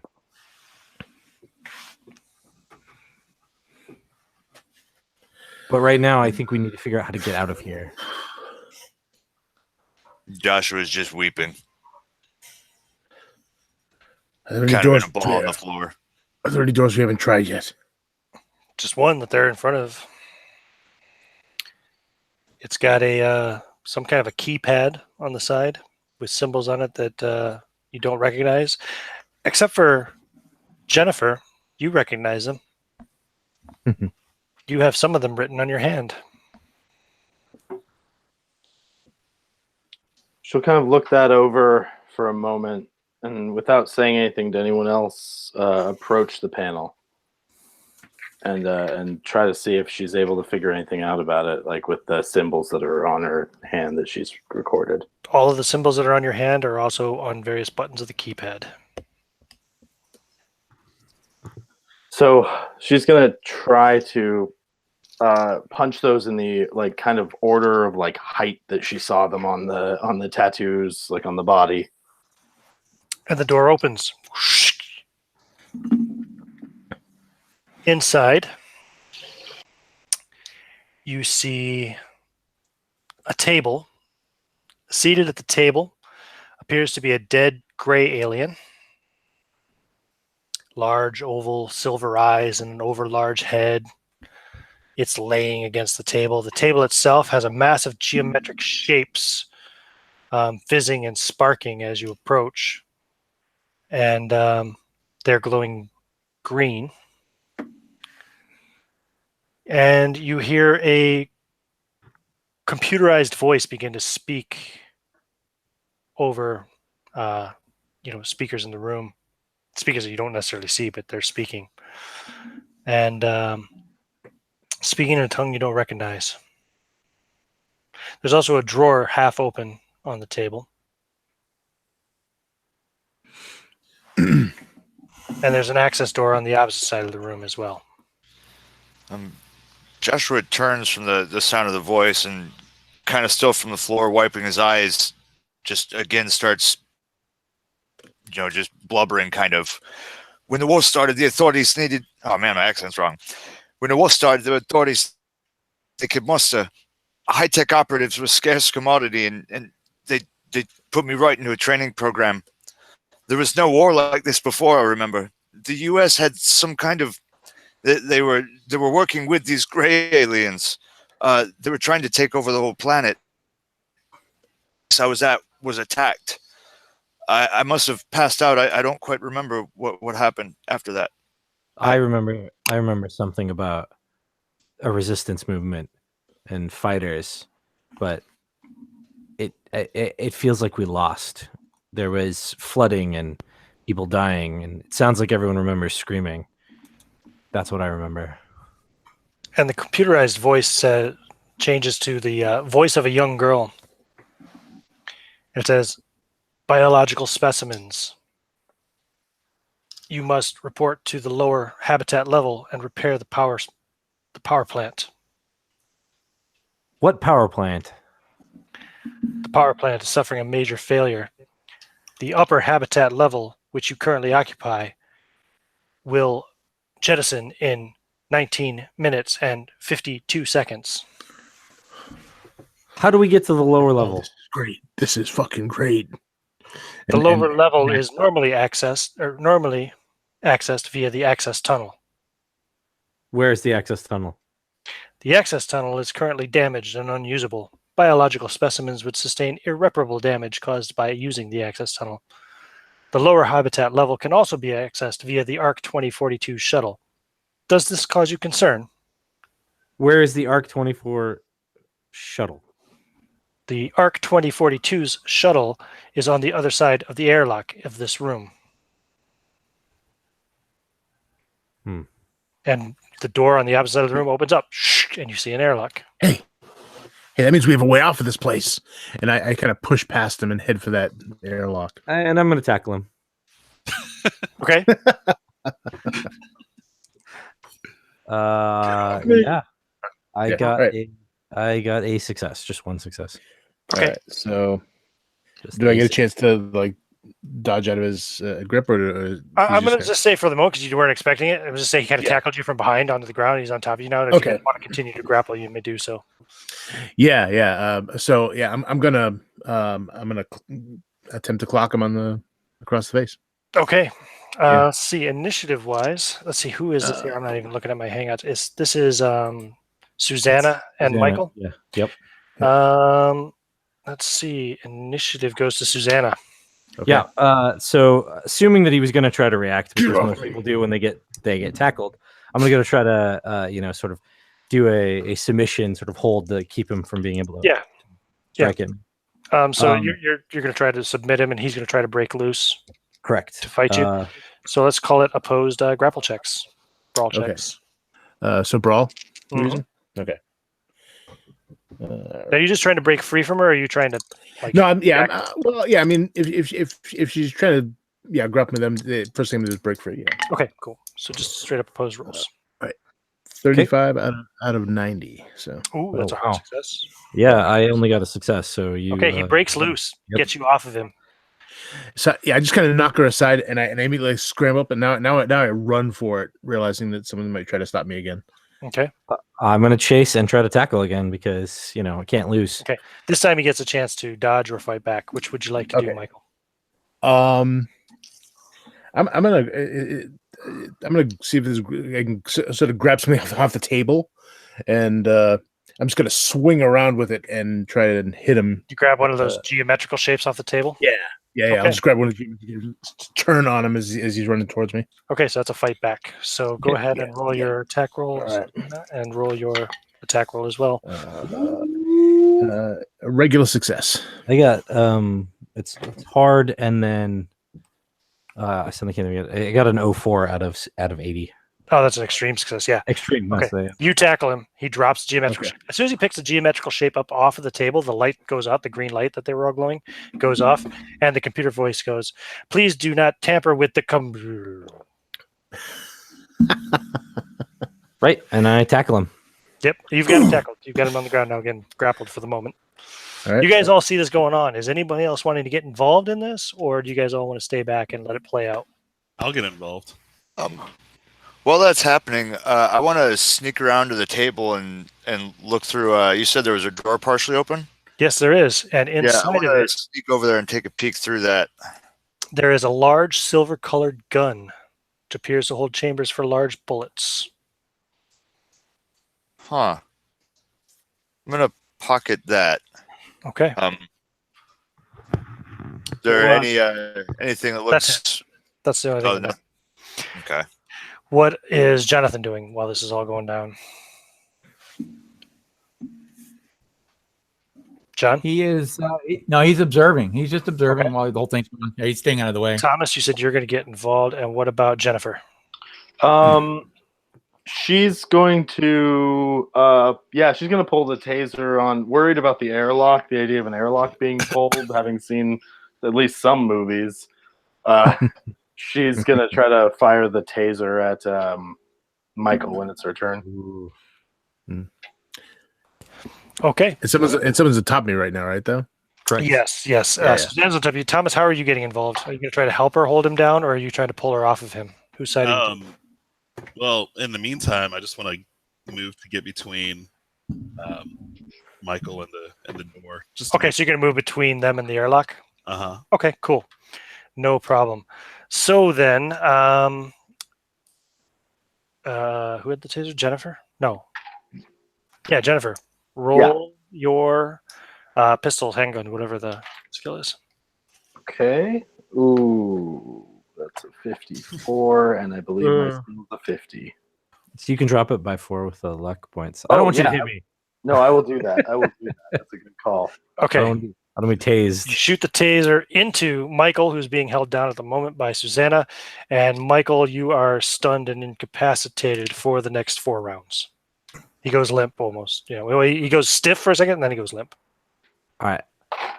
I'm gonna let him go and stand up and just say, "Calm down before you try to rush a space shuttle and take off without us into what is probably empty, deep ass space. Let's figure out what the hell's going on and maybe not get jettisoned. How about that?" He doesn't respond. He's incapacitated I know. for 4 rounds. I know. He is.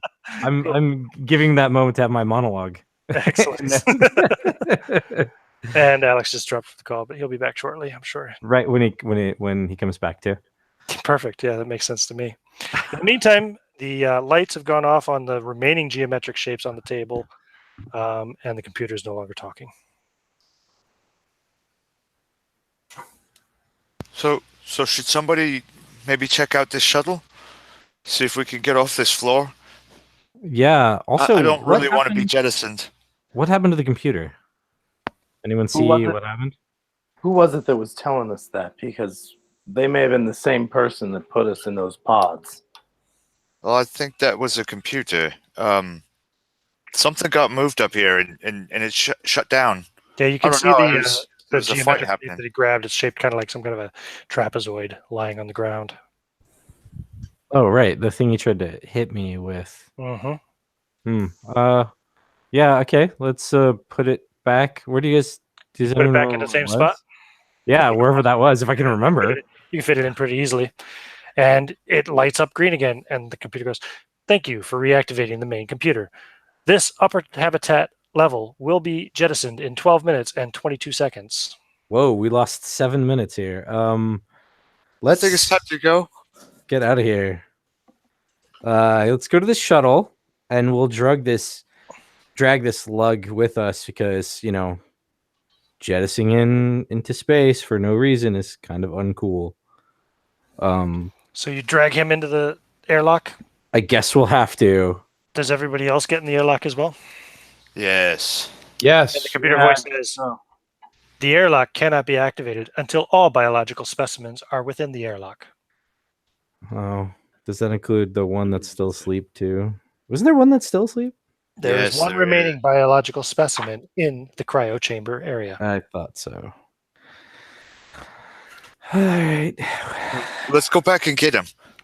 I guess we'll The have to. biological specimens are to be part of a zoological exhibition. How do you feel? Wait, hold on. Fucking zoo? We're going to a Anyway, zoo? One person go with Jonathan. Jonathan's going to start bolting for the cryo chamber. Is anybody going with him?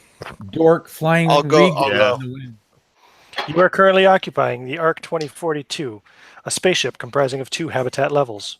What is your state of mind? No. Start talking about this zoo thing. The biological specimens are to be part of a zoological exhibition. Where? ARC 2042 is on course for the Beta Canis Majoris system, 73 light-years from Earth. The vessel is traveling at twice the speed of light and is at present 10% of the way through its journey.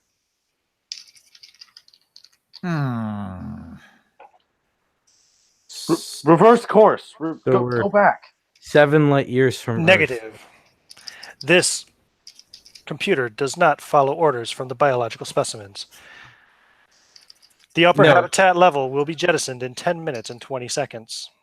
Hurry up with that guy. We got to get out of here and go fix whatever's broken. But meanwhile, and who do you answer to? Computer? Yep. Hello.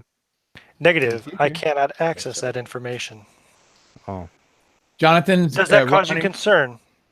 yes. So, Jonathan, you and who went with you? I don't know. He's running regardless. No, Thomas. I followed. You guys are back at the cryo chamber. You see there's the one remaining closed cryo tube with the Fabio-looking dude inside of it. All right, let's hit the button. Which button are you going to hit? There's a bunch of alien codes.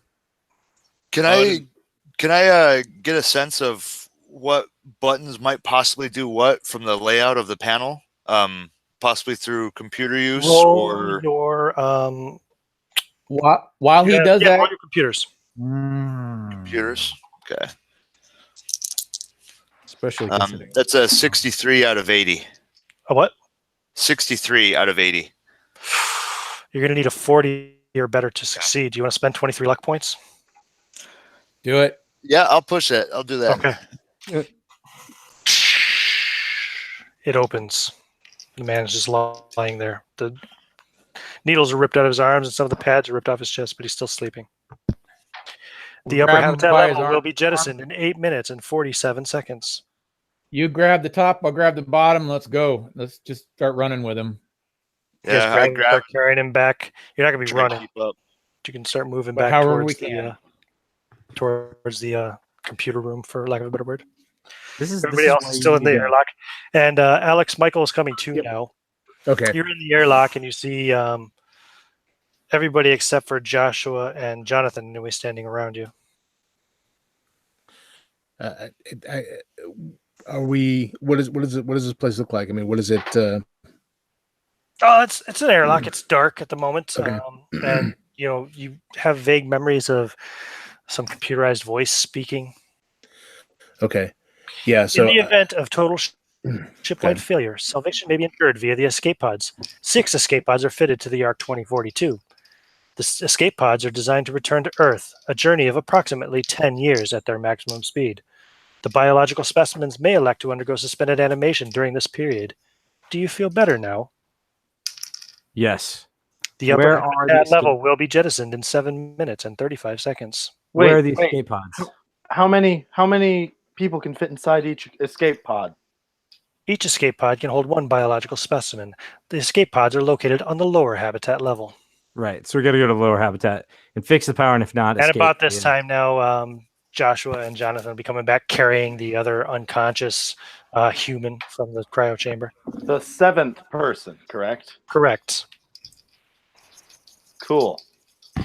And once they walk him into the airlock, the computer says, "Thank you for your cooperation." And the doors close, and you have the spray of mist as you're decontaminated and the area is depressurized. Right And after we're identified. the doors open on the other side. The upper habitat level will be jettisoned in 6 minutes and 45 seconds. Wow, that took us long enough. And you go into a shuttle bay of sorts.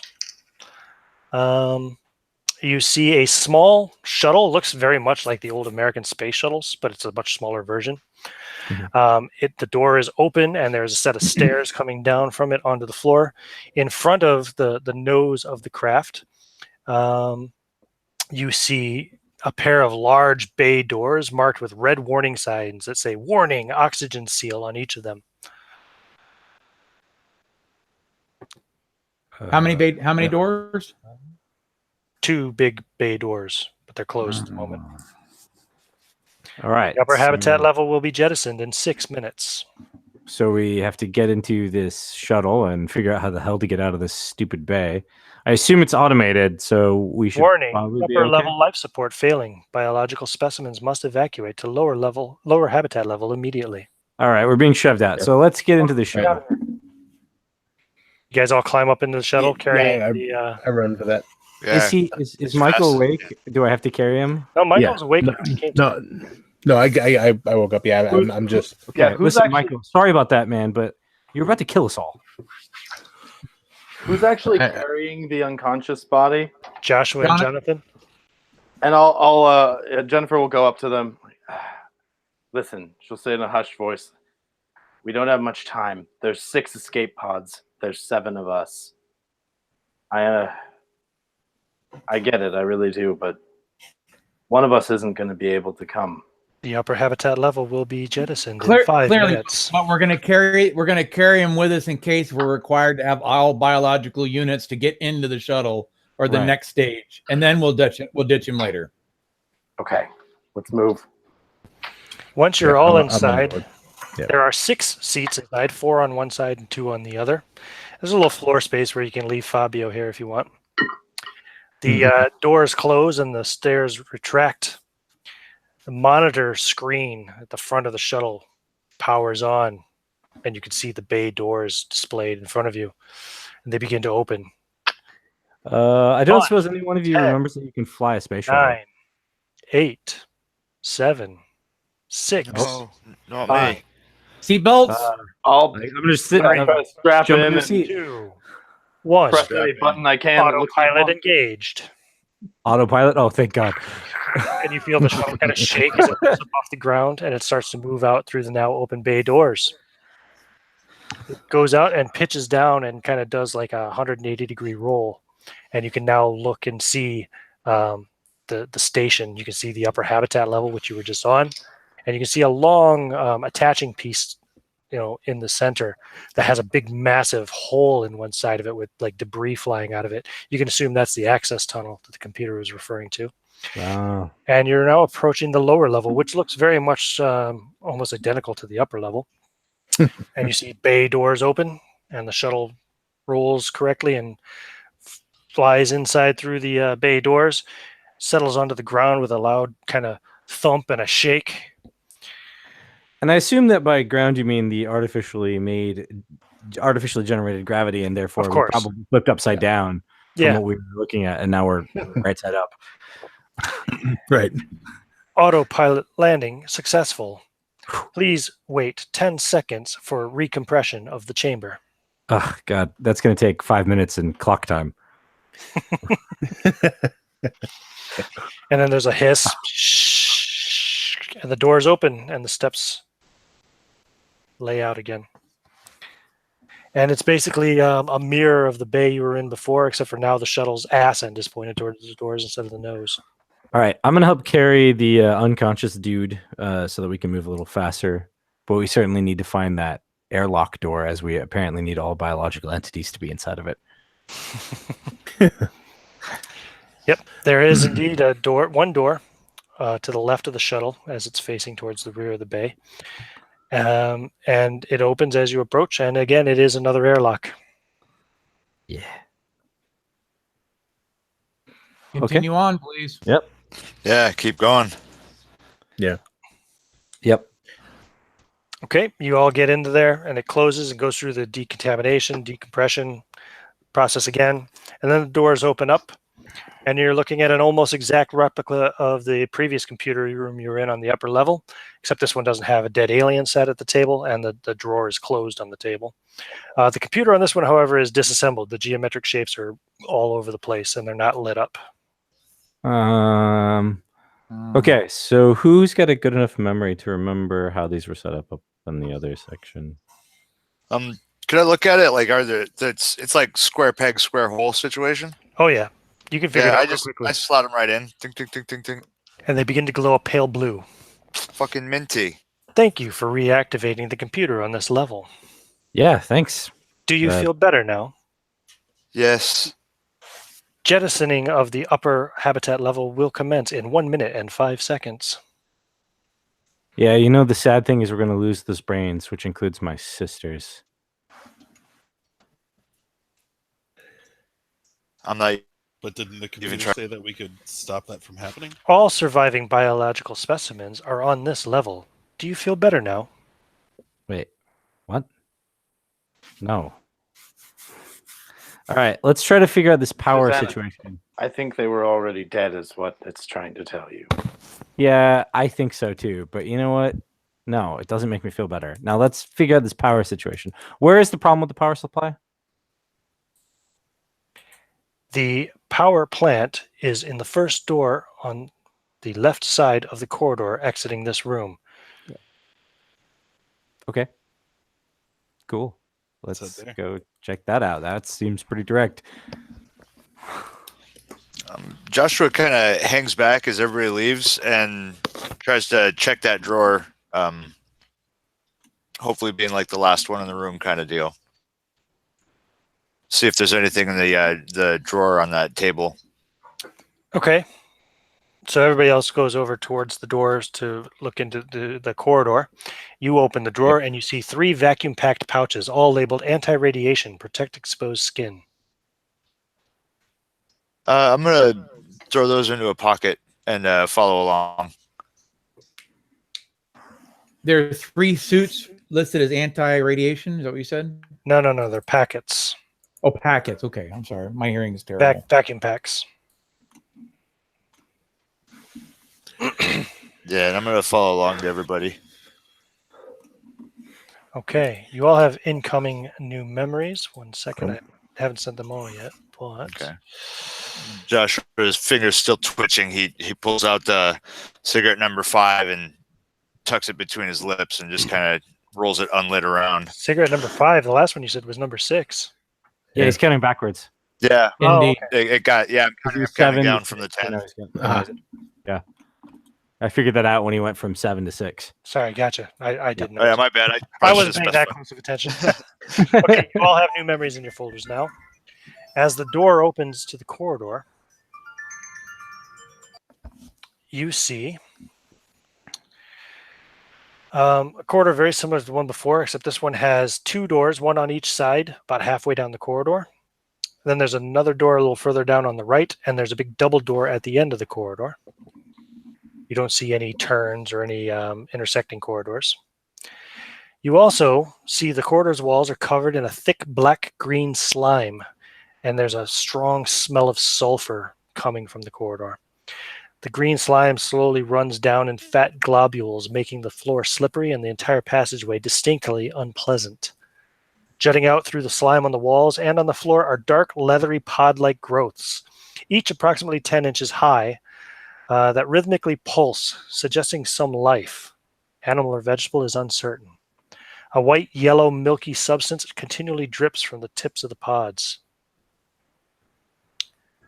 There are 12 of them growing from the walls of the corridor, although some appear to have burst open, leaving only leathery skin flaps hanging limply. What the fuck is going on here? I wonder if this is an attack or if this is some other biological specimens that are here for zoological exhibitions. Is there anything in there in regards to any sort of material cloth, anything like that? No. Hmm. All right, I'm gonna. I don't know what I'm gonna do actually. The computer's voice comes on again. The disturbance which you currently witness is the handiwork of bad biological specimens. Do you think you can trust the others? Weird. This computer is a bit of a strange. ARC 2042 left Earth with a biological crew of 6 and 12 specimens designated as human. Well, yeah, but there were specimens that were not human, clearly in the cryo chamber room. The ARC 2042 left Earth with a biological crew of 6 and 12 biological specimens designated as human. What happened to the crew? All 6 biological crew life signs are unreadable. Only 7 biological specimens and 1 bad biological specimen remain aboard the ARC 2042. How did the bad biological? Wait, how many did she say? I get cut out there for me for a second. 7 7 biological specimens and 1 bad biological specimen remain aboard the ARC 2042 lower habitat level. Where did the bad biological specimen come from? ARC 2042 left Earth with 12 biological specimens. Some were bad. Oh.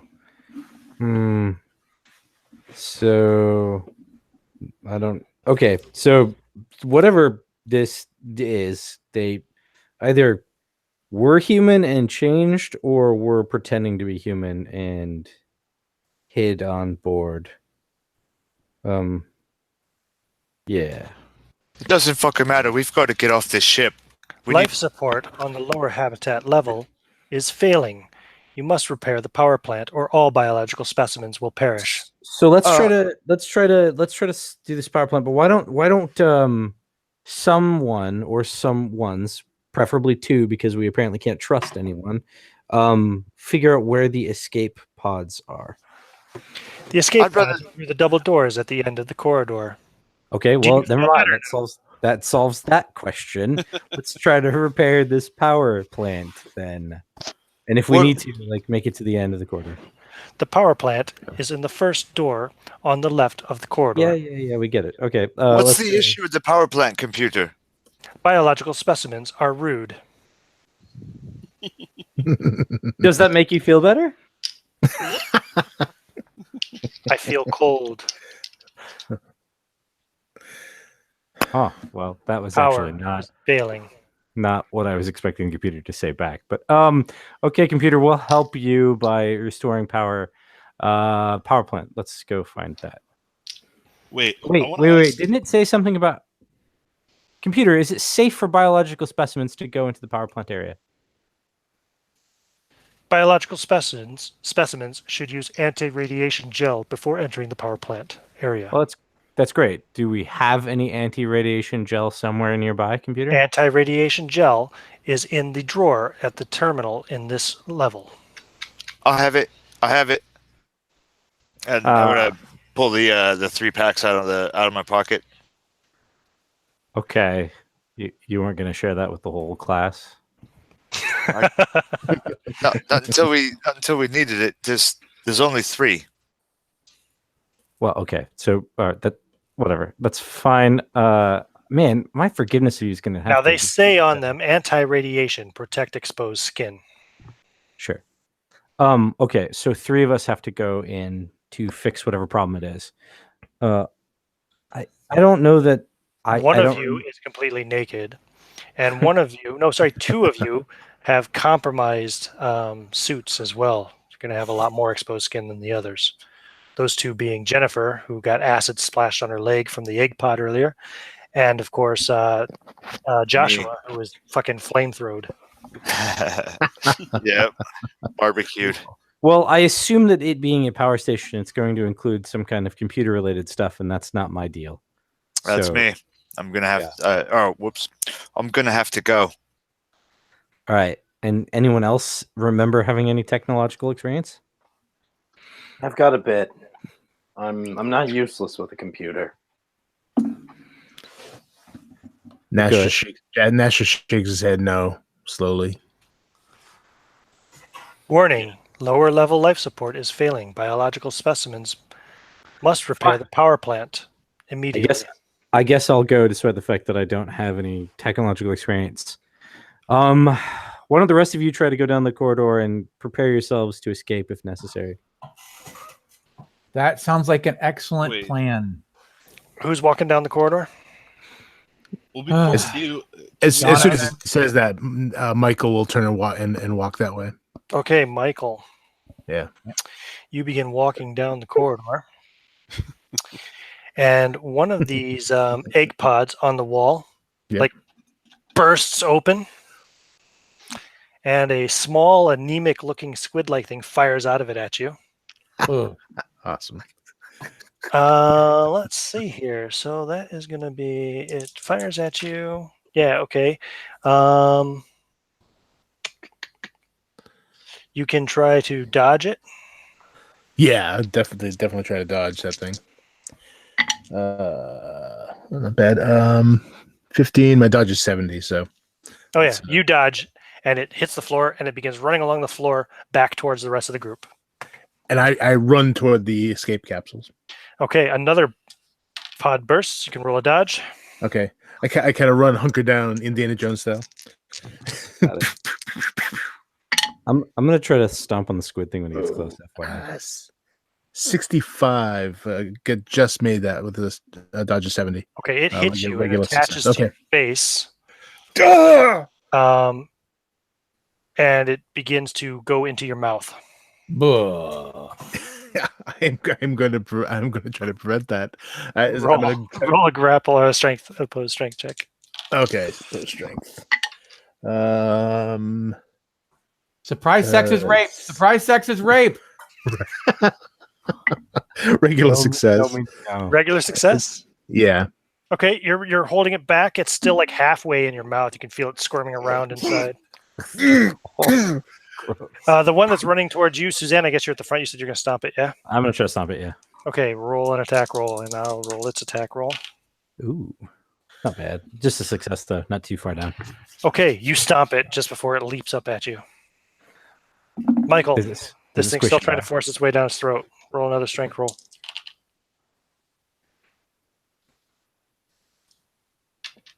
Oh. Yeah, it squishes and just like. All right. Okay, cool. It's dead. Cool. They're just tiny things. They're like that one's a hard success on the strength. hard success. Okay, you pull it out of your mouth. What do you want to do with it? Okay. I just gotta throw it backwards. It's towards them, but that wasn't my intention. You But throw it back in their direction. It hits the floor and starts scrambling towards Susanna. This again. Susanna, roll an attack roll. I'm gonna stomp on this one.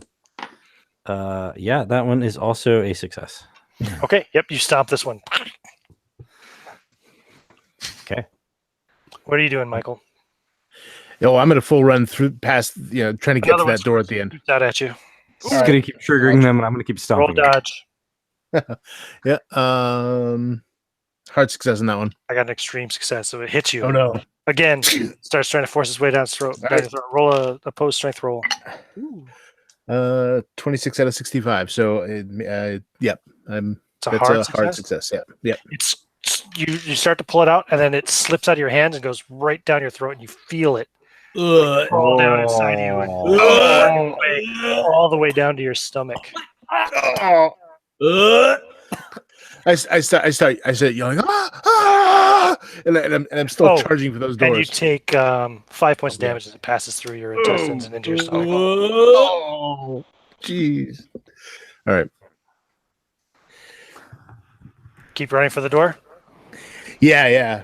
He's just in a blind sort of panic to get out of this place now. He's screaming.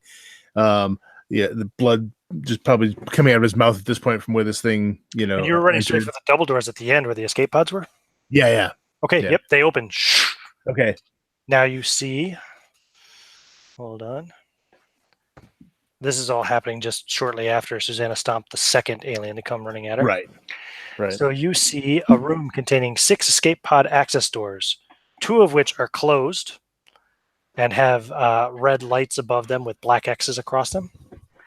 The other 4 are open and have green lights above them. They're cylindrical shaped looking vessels when you look into them, each one containing space enough for only one person to stand. Okay.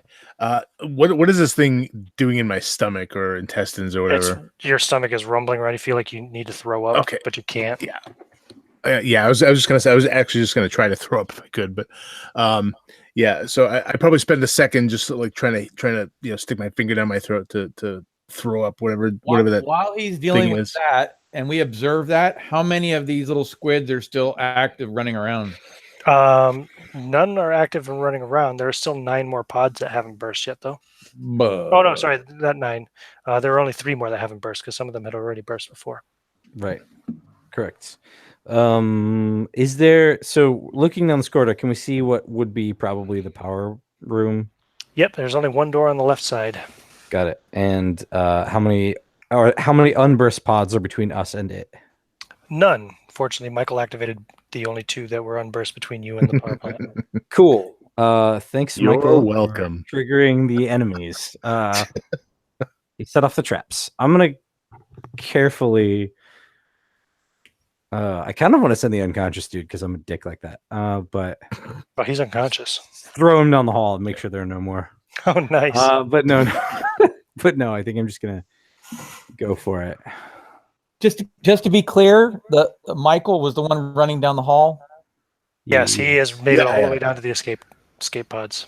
Okay. All right. So here's what I'm thinking. Give me some of that gel. I'm gonna spread it on my hands and face, and then I'm gonna make a break for it. I'm gonna try to get to that room and see what happens. What do you guys think? Warning: bad biological specimen detected in main computer room. Yep, I'm going. I'm heading towards the reactor room. Squirting the stuff out or the gel out and starting to spread it on. Okay. Even though it hurts Jennifer- across the flesh. Jennifer you open starts one of the to- packets and you're spreading the stuff all over you. And Just the one packet. It instantly dyes your flesh blue everywhere that you rub this stuff. Kind of like a Navi from Avatar or something. Mhm. But unfortunately, because you have a lot more exposed skin with your wrecked suit, you don't have enough to cover everything from one packet. Do you want to use a second packet, Joshua? Yeah, I'll use a second packet. He opens a second packet and manages to fully cover himself. Susanna has used the other packet on her face and hands, so there are no packets remaining for the rest of you, unfortunately. Not that 3 packets wouldn't be enough to cover John and his nakedness anyway, but... Oh, well, I wouldn't have. If he had taken off with 2, I would have not. I guess I'd already declared that I was Yeah. on the face. No, he did it after you. Yeah, I got it. Okay, so yeah. So Jonathan's gonna make a break for the All right. shot Well, with Okay. his hand over his mouth, facing outwards in a "get off of me" kind of Awesome. action. And what is so I guess since they rubbed the blue stuff on them, Joshua and Susanna are going for the power plant. yeah. I'm So gonna try what to. about Thomas and Jennifer? What are they going to do? I need Jennifer's help too because she was supposed to go in there. Jennifer doesn't have any anti-radiation gel. I know exactly. Maybe I guess standing in the doorway of a radiation room is probably not a good idea either. All right, it's fine. What are Jennifer and Thomas going to do during all this? I'm gonna hang back. I'm not. Thomas is hanging back. Smart man. What about Jennifer? Hanging out in the computer room where the bad biological entity has been. Oh, did she go back? I missed Did that. not realize I was muted. No, Jennifer wants to get back to where the escape pods are. She wants to head to Okay, so you're moving across with Jonathan. yeah. Thomas is hanging back. The other 2 are going towards the power plant. Now, Michael, what were you doing in the escape pod now? The escape pod room. 4 open doors, 2 closed. Alex. Uh-oh. Maybe we lost Alex. Okay, we'll come back to him. So, Wait, hang on. In the meantime, before Jennifer runs out, I want to ask her to stop so I can talk to her. Okay. Do you stop, Jennifer? Yeah, she'll stop and wait. Okay, so What is it? Jonathan is running across the chamber while fucking names. Joshua and Susanna are going into the power plant. Right. Yes. So I will do this. It's all kind of happening simultaneously, but I'll do this turn by turn. So first to Joshua and Susanna. Thank you. The door opens. You see 12 large fuel cylinders, maybe, each about 10 feet long. There are 12 spaces to connect them from the ceiling to the floor. Each runs vertically. Only 9 of them are in place, 3 of which are illuminated and contain a golden glowing liquid. Another 3 lie on the floor. The remaining 6 are not glowing. They're in place, but they're not glowing, and you can see that the control panels at the base of them has been damaged. They also each have 3 buttons. They're labeled on, off, eject. Wait, they're in English? They are. Holy crap. Shit. Yeah. Okay, so we have some glowing ones that may be bad. We have disconnected ones that are clearly damaged. Well, they're not damaged. They're just disconnected and lying on Yeah. the floor. Okay, It yeah. looks like we have to get those put back in place and rewire this control panel maybe to get those cylinders turned on. I hope we don't have to jettison these gold ones. That would be confusing. I think those are the ones that are working properly. There's a strong smell of piss in here. Maybe we are fuel cells.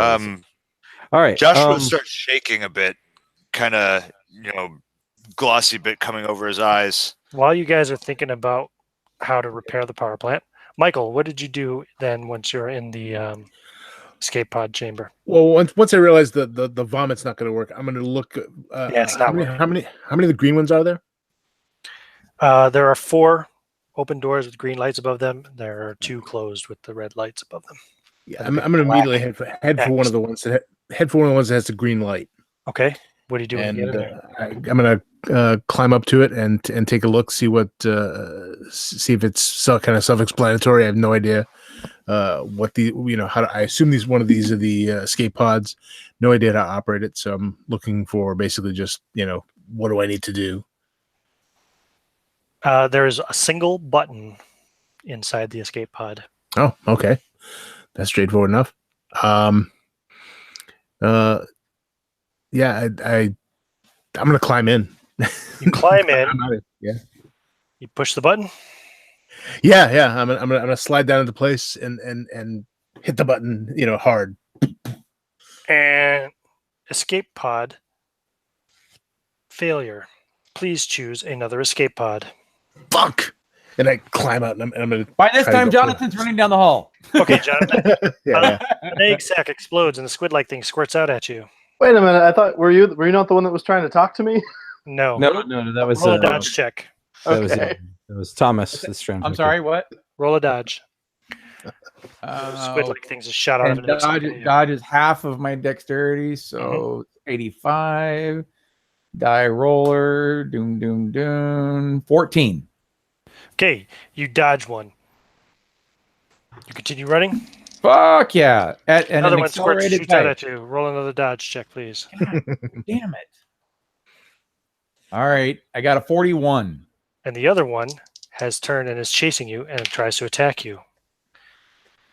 Ooh, that's a critical success. Jonathan, It leaps up at your backside and goes right up your ass.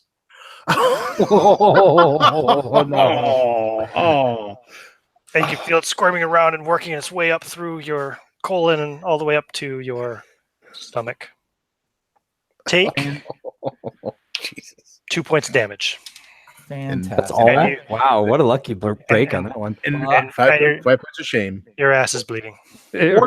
Fortunately, one of the memories I had make that not so painful. Okay. Hey, it is what it is. Oh.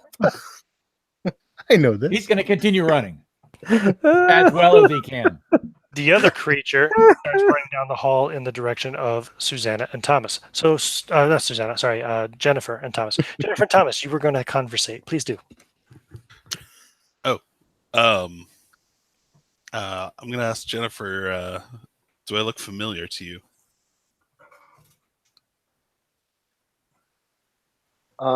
She stares at him for a moment, trying to remember if it was actually Thomas. That was one of the ones that she remembered. And as she looks at him, she's, this this isn't the time. Anyway, we need to get out of here. I would like you both to roll spot hidden checks, please. Okay.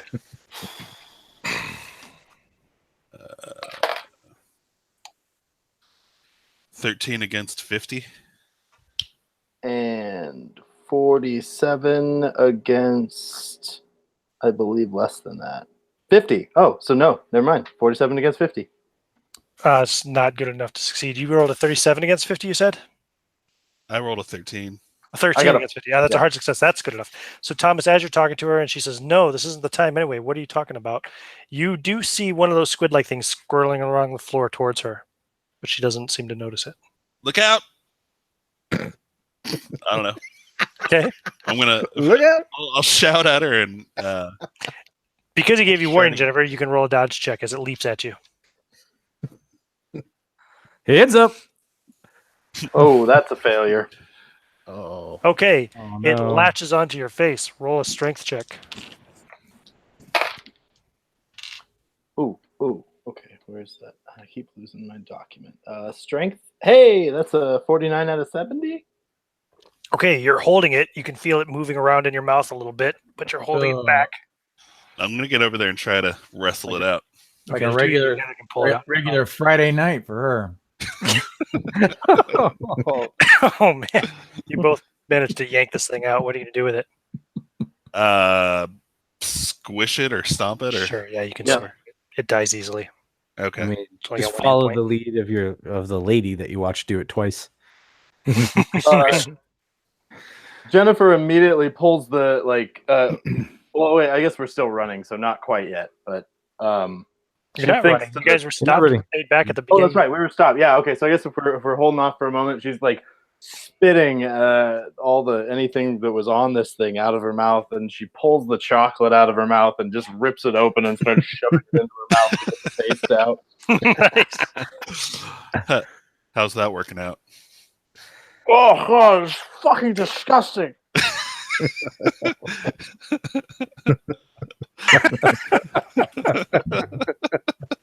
Nice. I wish I could give you inspiration, but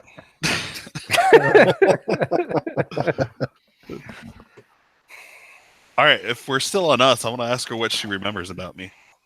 Yeah, no, anyway, back to the thing. Remember me? yeah, you don't see any more That's what squid-like things running around the corridor. That's what it is. Yeah, okay, whatever. Anyway, back to the conversation. I think we're all okay with it being super weird at this point.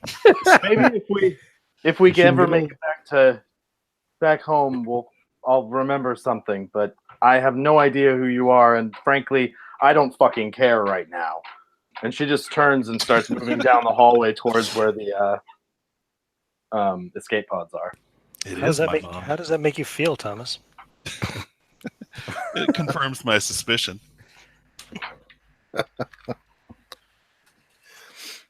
Let me know when Jonathan makes it to the escape pod, please. Okay. Yep. Michael, what were Yeah. you doing next? I was as soon as I got that alert that the pod malfunctioned, I swore, climbed out, and I'm gonna make a beeline for the next green light one. Okay, get in. I've got push to the get button. out of here. Oh yeah. The door slams shut. There's a kind of a gassy kind of smell, and then everything goes dark and silent. Okay. Now, in the power plant, Joshua and Susanna, Yeah. what are you doing? I'm going to try to pick up one of these guys that's knocked down and put it into what appears to be its place. With, I assume, the help of Joshua, but if not, I'll do it by myself. Yeah, I'll help if I can. What are your strengths combined? Or what are your strengths individually? Sorry. 70 for me. 70 as well. So, So it's 140. 140. Wow. Divide that by 5. 140 divided by 5 is what? 28. Thank you. Yeah. Which one of you wants to make the roll? You can go ahead and do it if you want. Okay, I'll do it. I'm easy enough. Roll a percentile. Wow, I should not have rolled it. I rolled a 90. A 90? Yeah. So as you're trying to lift this thing, it's really fucking heavy. You could use a third person, probably would make it a lot easier to lift, but you don't have a third person. And it slips from your grip. Awesome. And let's see here. Probably because my hands are covered in blue gel.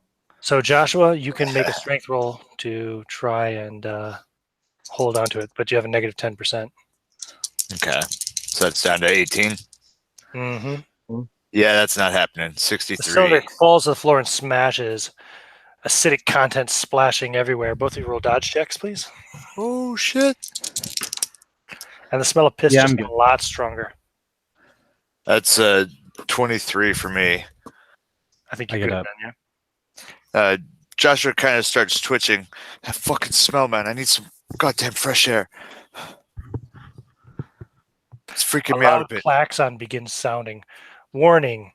Warning. Ship will self-destruct in 5 minutes.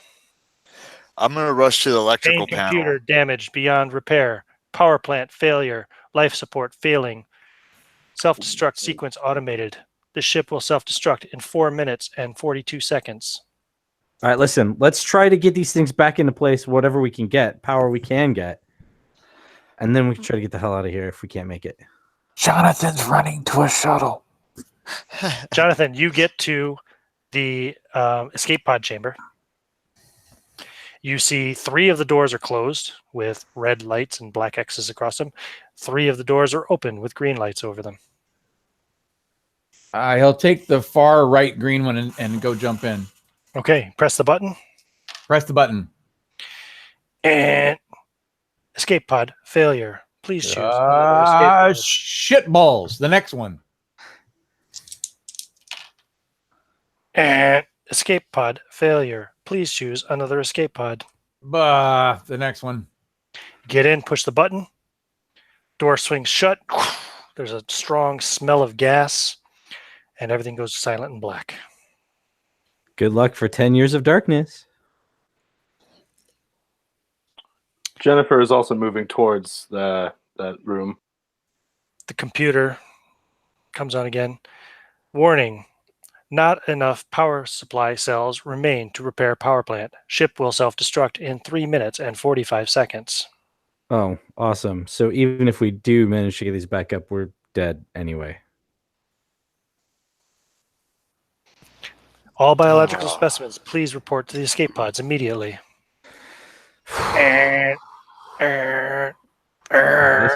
Let's go get our pod and get the hell out of here. I checked to see if there's anything I can do on the. You said there was one of the control panels was kind of wrecked. Can I do like some electrical repair to see if I can get that functioning? These things are completely smashed and destroyed. Oh, okay. If you knew what these things were made of, you might be able to repair them, but you reckon it would probably take hours. Right. Okay. Does there seem to be? He kind of takes a look around if there's any type of flammable source that he might be able to light a cigarette with. There is not, unfortunately. No. There isn't a lighter in this whole damn adventure, man. I've looked. No, that's hilarious. I thought I'd just give you throw a bone to you, and you gave a flamethrower to the robot, but you ran away from it. So. Oh yeah. No, he. Well, I mean, Joshua- it might have lit his cigarette, but it was already wet. Well, the robot was on the upper habitat level, which was ejected like 10, 15 minutes ago. Yep. No, Joshua just kind of leans back against one of the walls and slides to the floor and just sits there and goes, "Go on ahead. There wasn't enough pods anyway. I'm fucking done." There were 6 pods, and there were 7 of us, one of which was unconscious. I'm sorry. Yeah, he doesn't you get a guys vote. left him laying in the computer room. Yeah, he Oh, doesn't in get the a vote. airlock. Come on. Let's get out of here, man. I know that you probably killed my dad, but you don't deserve to die like this. But I do. Piece of shit, mate. Jennifer and Thomas, you guys were running for the escape pods? Or not? Jennifer was, I think, right? Yeah, she She definitely was. She I'm just gonna gets him grab into conversation. unconscious guy and see if I can't hoist him up like a sack of potatoes Yeah, you can do that. and make my way to the escape pods with him. Okay. Jennifer, when you get there, there are 4 closed doors with the red lights over them. There are 2 open doors with green lights over them. Yeah, she'll go to the first one that she can see and just get inside it and press the button. The first one that's open. Escape pod failure. Please choose another escape pod. Swears under her breath and jumps over to go to the next one. And escape pod failure. Please choose another escape pod. She goes to one of the ones with the red lights and starts trying to figure out if there's any sign of how she could open it. No, it's a heavy metal cylindrical door. It's sealed shut. There's no panel or anything, like no button or anything. Nope. She'll go back to the second escape pod and she'll get inside it again and she'll say, computer, what's wrong with the escape pod? Escape pod 4 is damaged beyond repair. Open Escape one pod of 1 is damaged beyond repair. Escape pods 2, 3, 5, and 6 have ejected. Oh shit! And the door to the escape pod chamber closes shut. The doors in the computer room where you are, Thomas, with the unconscious guy, also seal shut. And the doors to the power plant room seal shut. And all 3 rooms begin to fill with gas. Well, Too late. Too fucking late. All escape pods have ejected, remaining biological specimens to be euthanized. Thank you for playing.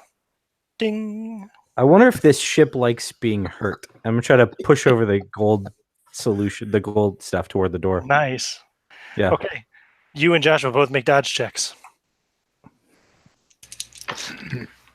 I succeed. Hey, yep. Quite well. Okay. You don't get splashed with this acidic-like substance, but 12 of 40. Yeah, I got a 25 out of 80. but the room continues to fill with gas. All 3 rooms begin. Does it not fill with melt gas. the floor or anything, or the door? No. Or... Does Damn. not. And you feel your consciousness fading. Well, good thing I don't have Love it. any kids.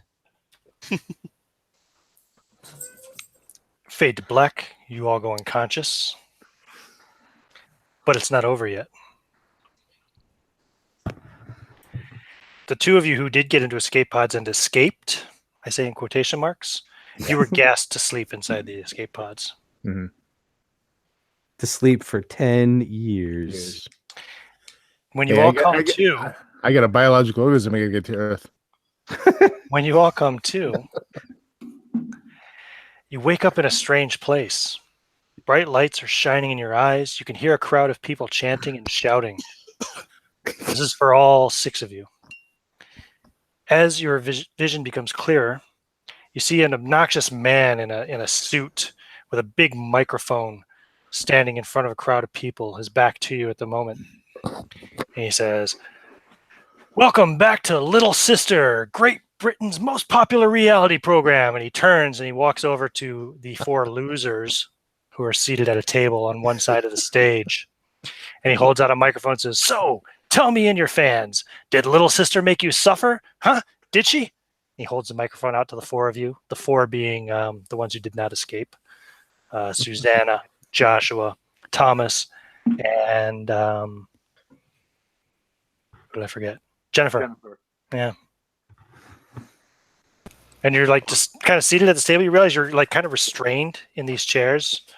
And you feel really groggy. Any memories though? What?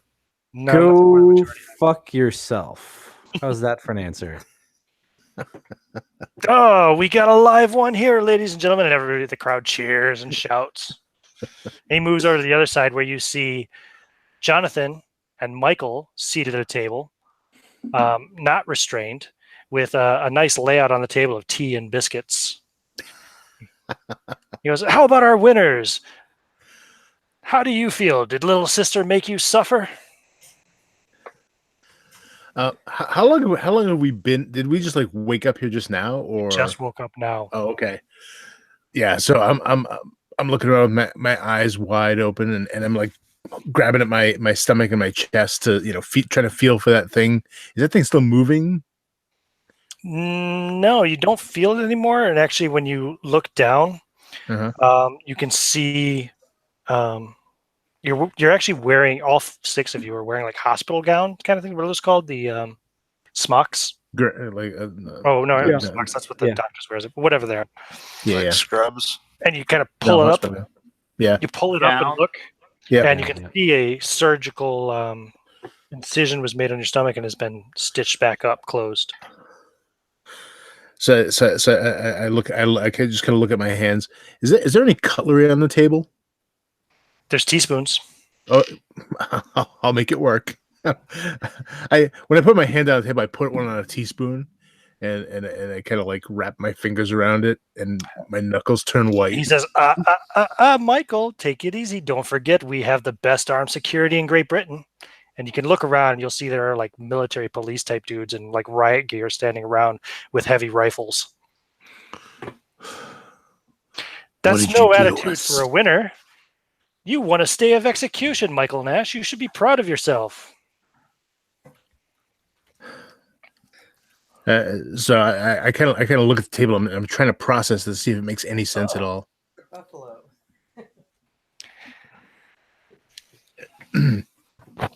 First of all, let's give some awards to some of our audience members, and he names off a handful of audience members. All of these successfully hit targets with their egg pod squid things, and the crowd cheers. Those people sign up, but each of them will receive lifetime tickets to Little Sister Studios here at UKTV 1. And let's hear it. Let's hear it for the hobo Tommy. Bring him out, ladies. Bring him out, folks. And you see a couple security guards bring out one of the mutants. Tommy didn't manage to kill any of our contestants today, but he did manage to survive the scenario. And as such, we're going to treat him with a bottle of Jack Daniels. And the crowd claps and everything. And you see this guy. He's still mutated, and his mouth is moving like he's trying to speak, but nothing but pain sounds come out of it. Don't worry, Tommy. We'll get you back to as close to normal as we can as soon as possible. Yeah. What the fuck is? Fuck yourselves. He says, "Well, first let's go over to the losers corner. Obviously, your memories are still a little shy. Jennifer Trump is a woman, despite what some of her inmates call her. She works as a prison warden, and she never understood why the prisoners should be the only ones who get a chance to making it on the show. So she volunteered to participate. We knew she would stir things up as a potential hate figure for the audience, and we offered, as she asked, we offered her a nice retirement fund so that she would be able to retire if she won the show. Unfortunately, Jenny, it looks like it's back to work for you, sweet cheeks." Oh, thank God. He breathes like a heavy sigh, like. Joshua Balderstone, age 29, a computer hacker imprisoned for breaking into a hospital security and information system, inadvertently causing the death of 7 patients. Balderstone claims he didn't intend to kill anyone. He just needed to take down the security system so his friends could break in and steal drugs. Joshua expressed great regret for what had happened, and despite being in prison for a long time, he wanted to show the world that he's not such a bad person after all. So he joined Little Sister, and if he won, he would receive an early release. And he promised to donate a lump sum of cash to charity. Well, Joshua, it looks like you're going to have to serve out the rest of your sentence, mate. We chose Joshua to be on the show because he's a very sensitive and high-strung person that we thought you, the audience, might grow to like. Did you grow to like Joshua, folks? Did you hear boo? Why, fuck you! Boo. Fuck you! Looks like you disappointed our audience, Joshua.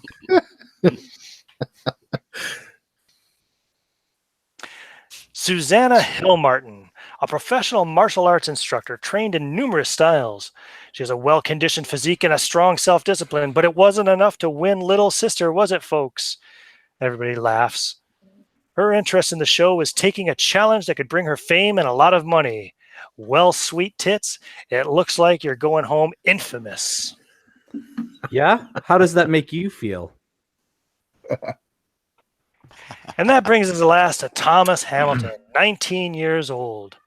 Tom was a surfer who simply wanted to make a load of money so he could give up working in his fast food restaurant and surf all day to his heart's content. Back to flipping burgers, Tommy. We selected him because he's good looking and we thought he might go well with Susanna, but it didn't seem to work out between them, did it, folks? Oh, and don't worry, Tommy. Jennifer's not really your mother. We just implanted that memory in you. Cool.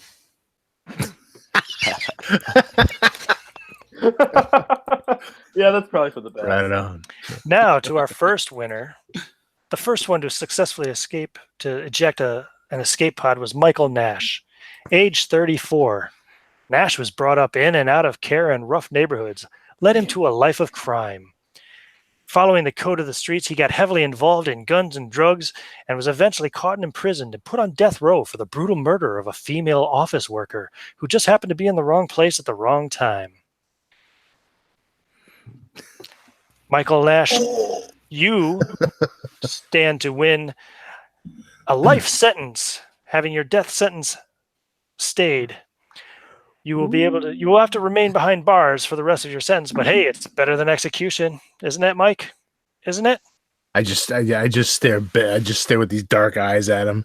Oh, and don't worry about that tattoo. That was another gift from the television company. Unfortunately, ladies and gentlemen, since Michael did win the show, the televised execution of Michael Nash next week on Friday at 7 p.m. will be canceled. Boo hiss, boo. Yeah, you do get some boos and hisses. And our second winner, the second person to successfully eject an escape pod, Jonathan Caddick, age 31. Single with no living relations. Caddick is a criminal psychologist who believes that everyone has somewhere within them a good side, and that the deeds that are often called evil are the result of an ill mind. He has worked in various prisons and rehabilitation units, developing his theory that people condemned to death are capable of redemption. He managed to get on the show in order to demonstrate and test out his theory, and if successful, he stood to win a book deal and substantial earnings. Well, Jonathan, it looks like that contract's coming your way. How do you feel? I feel successful. Indeed, you are. Successful, coward. Indeed, you are. We picked him to take part of the show because he's a nerd, and we figured he would quickly clash with the others, causing tension and excitement. Anyway, ladies and gentlemen, that's all the time we have for today. So let's have another round of applause for our winners. And you hear people shouting and clapping. You hear some shouts. Yeah, Jonathan. All right, Michael. We knew you could do it. And one last round of boos for our losers. Boo. I tried to Some people save start them. throwing stuff at the table you guys are sitting at. Join us next week, folks, for another thrilling episode of Little Sister.